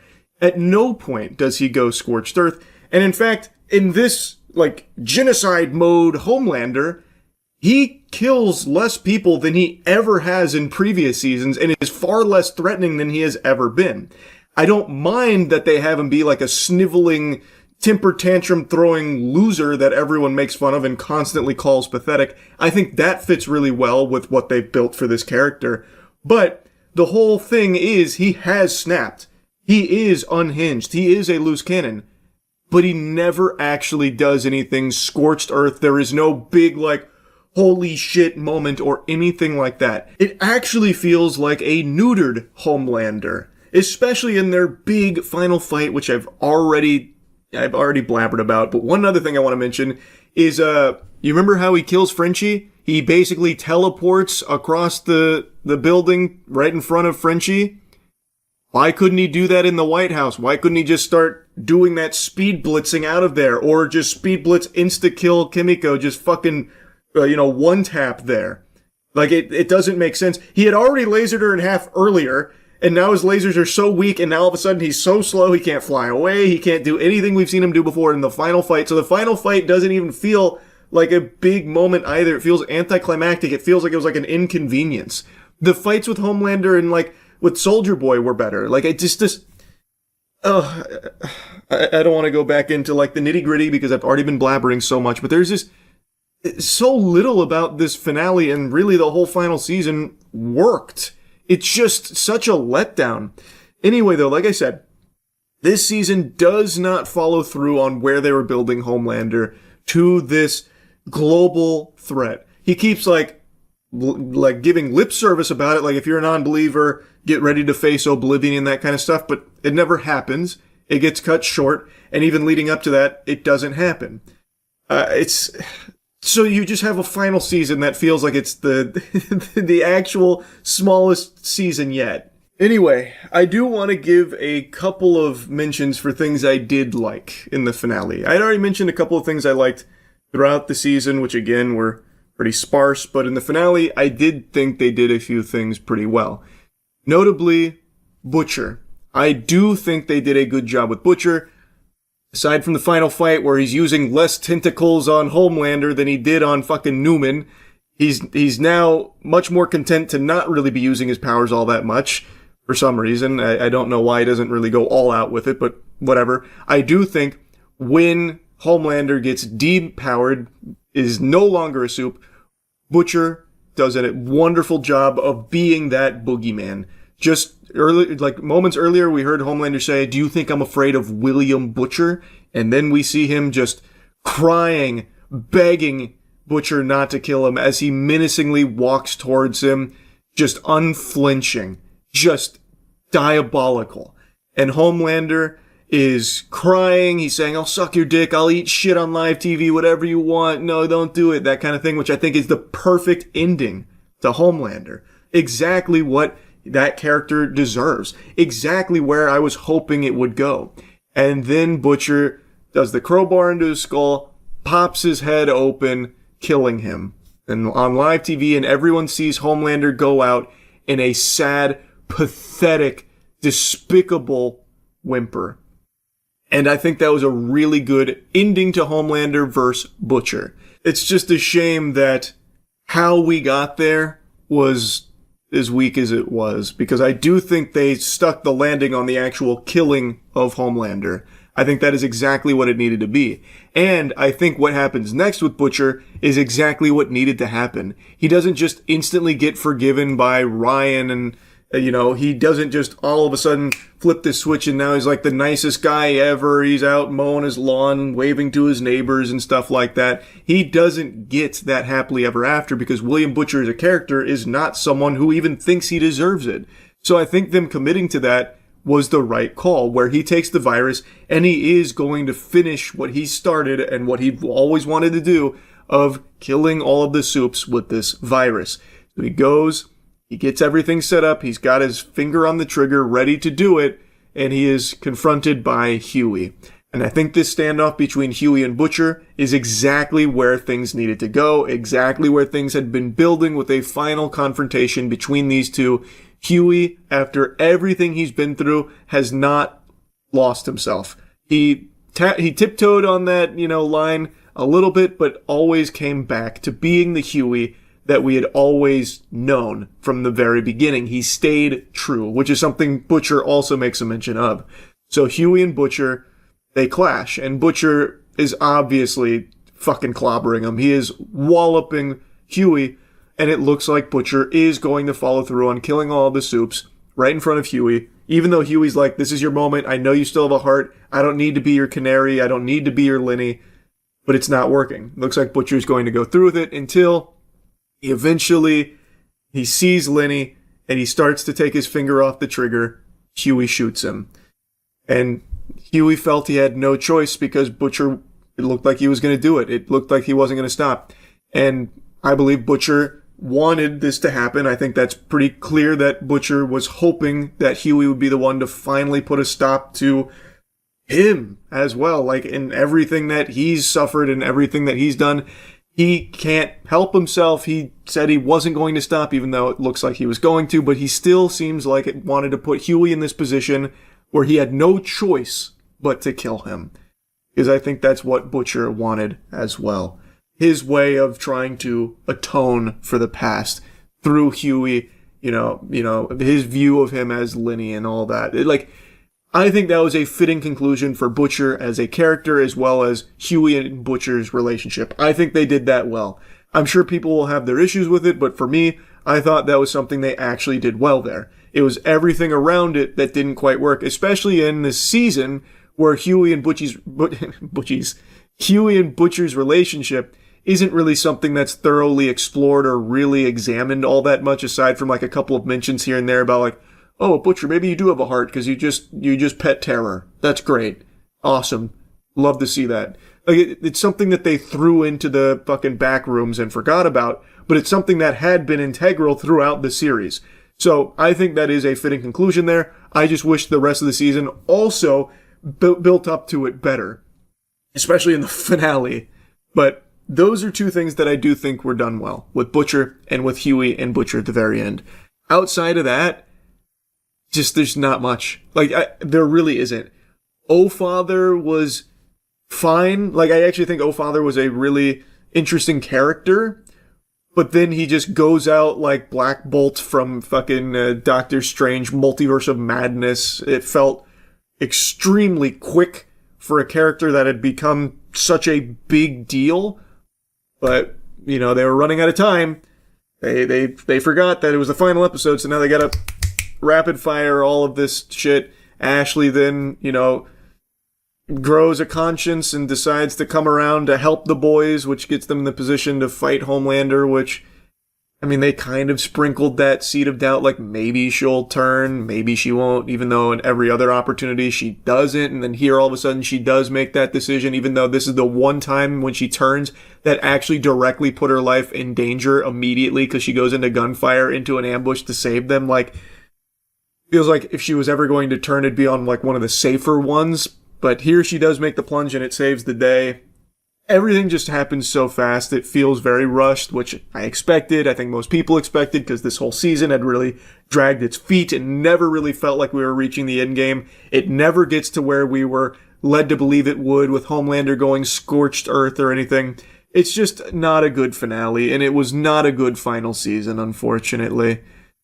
So yeah, anyway, just wanted to yap about it, give my thoughts on it. That's really about it. So yeah. There are few things in life as pathetic as being a proud Reddit moderator. It's a position that attracts the most insufferable hoity-toity dweebs like moths to a flame, and it bestows upon them the tiniest sliver of power, just barely above like a middle school hall monitor, and somehow that immediately goes to their heads and corrupts their already ugly soul, leading to the most embarrassing meltdowns and just outrageous power trips over nothing. And this is a stereotype that's existed for a while, and it seems like it's just the truth of being a Reddit mod. Like, this is just the sad reality of the people that take up that mantle. They think of themselves as fucking Batman, but what they actually are is the goddamn box ghost from Danny Phantom. Anyway, though, I'm blasting that ass with some new hotness here. A brand new mod meltdown courtesy of r/art. It is a pretty fascinating one, and also not its first rodeo. The r/art subreddit's got some hostile mods.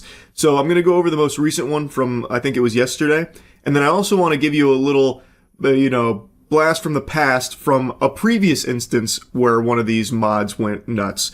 But this one I think is quite special. So what happened is there's an artist named Hayden Clay who posted his art on the subreddit. It got very popular, and in the comments he was replying to somebody asking for more information about his work, and he mentioned that, you can find my work here, and there's also some prints available too. Just a very quick reply to a nice comment. And one of the rules of the subreddit is you can't be self-promoting your work, so you can't be advertising prints or anything. So because he used the word prints, it got the whole post removed. Just blasted to the shadow realm. They smited it.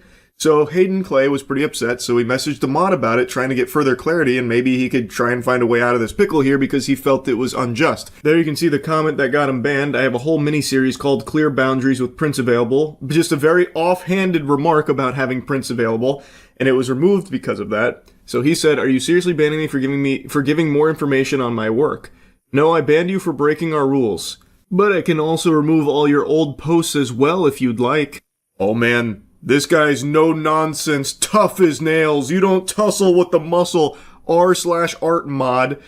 Oh, brother, watch out. He's coming down with the iron fist.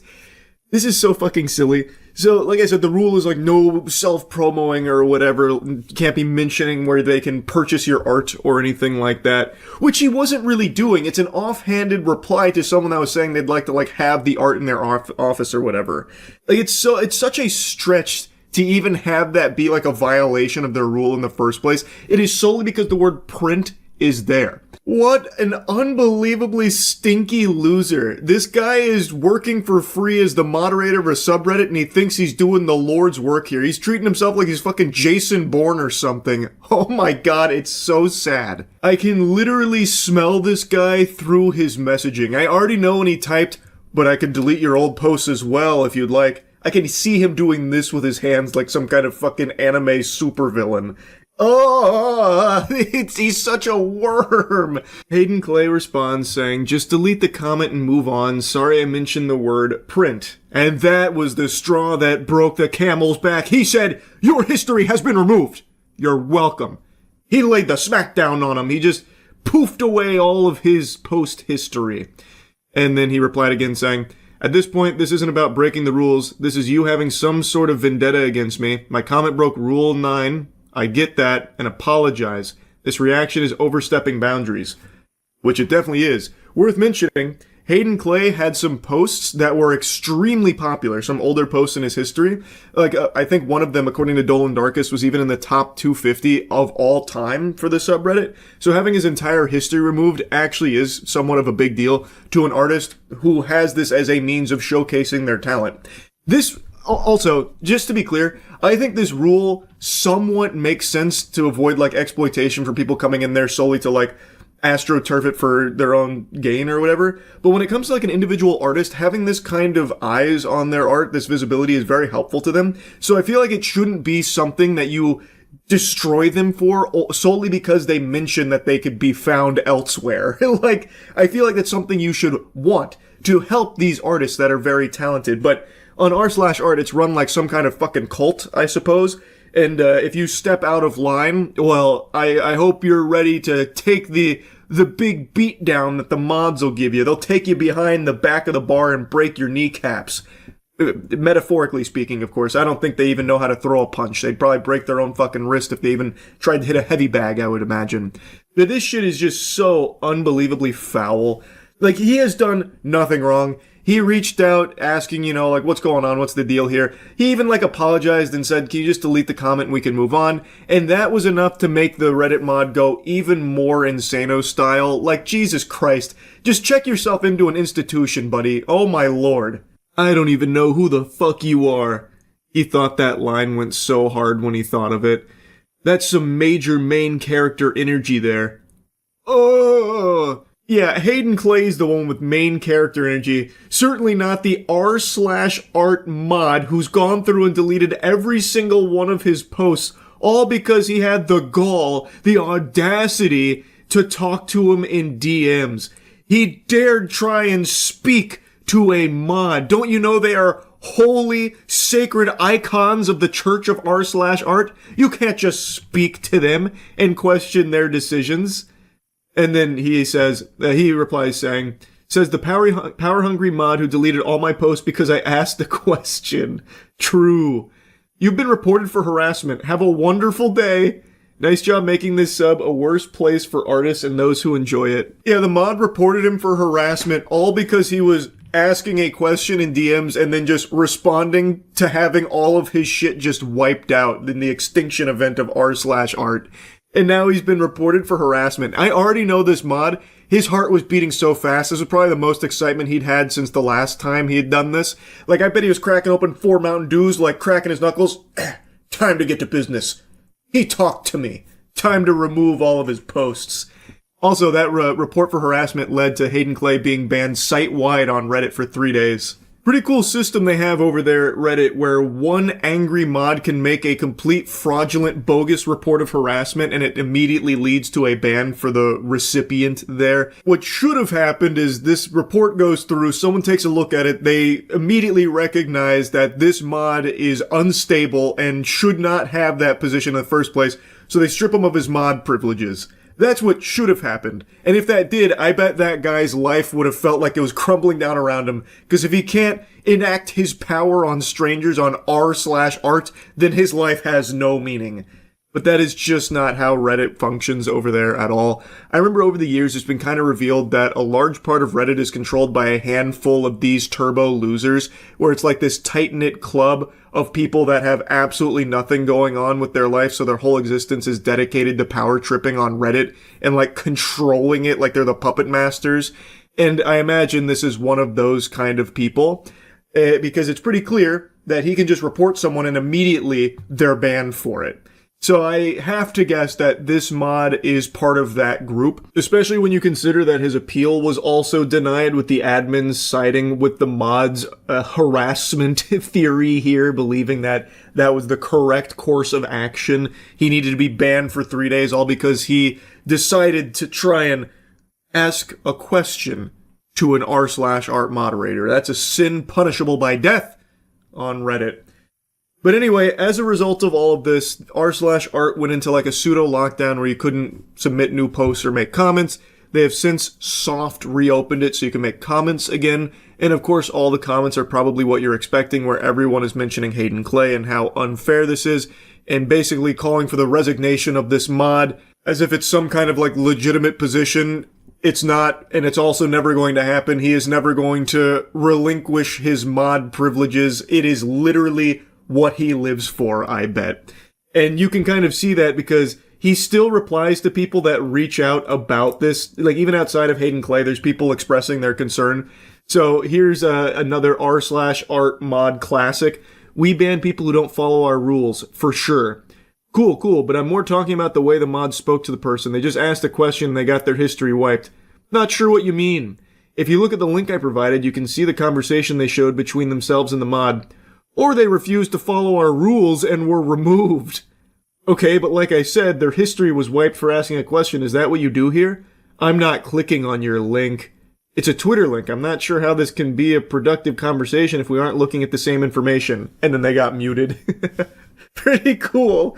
I'm not clicking on any of your links that maybe go against what I'm trying to express here. You're out of line, Buster. Get muted. Goodbye with you. You're not welcome on r/art anymore for asking us questions and trying to bring up concerns. We don't do that around here. So that's kind of the state of r/art mod team. And I think it's important that you know that this isn't an isolated incident. A few years back, something kind of similar happened where one of the mods went on a bit of a wacky power trip where they had removed a post from an artist claiming that it was AI art. That artist reached out to prove that it wasn't, to try and get their post reinstated. I'm the artist of a painting, a muse in Warzone. I'm here for complaining about the unfair ban, but I can give you guys the process or the PSD file of that painting. I'm not using any AI support and that punishment is not right. Sorry for my bad English, and thank you for your time. Here's my portfolio. Take a look. The r/art mod replies, I don't believe you. Even if you did paint it yourself, it's so obviously an AI-prompted design that it doesn't matter. If you really are a serious artist, then you need to find a different style because A, no one is going to believe when you say it's not AI, and B, the AI can do better in seconds what might take you hours. Sorry, it's the way of the world. You've been temporarily muted from r/art. Yes, very classy r/art mod. I can hear your pinky was up when you wrote that reply there. So he struck the post down believing it was AI art. When reached out to and challenged with proof that it wasn't AI, he instead goes, okay, so even if you did paint it, and even if you are a serious artist, I still don't like it. Also, AI can do what you did much better in a matter of minutes, what might take you hours. Sorry, bub, that's the way of the world. Also, you're muted. This happened a couple years ago, and when it happened, this was also a pretty big deal to the r/art community, but nothing happened. This mod, as far as I know, is still currently a moderator on the subreddit. Who's to say it's not the same mod that just had this meltdown with Hayden Clay? I think there's a very real possibility, especially judging by the cringe way that they communicate with other people. So, I think it's very possible it's the same culprit. Regardless, though, it is so pathetic, whoever is responsible for this shit here. It is unbelievable to me how often this seems to happen with Reddit mods. Like, this stereotype has existed for a long time about being like this sad, lonely loser who power trips as a Reddit mod, and yet it keeps happening over and over and over again. There is no self-awareness and no fucking shame from some of these Reddit mods. It's tragic. It's just so stupid, man. Unreal. Anyway, that's about it. See ya.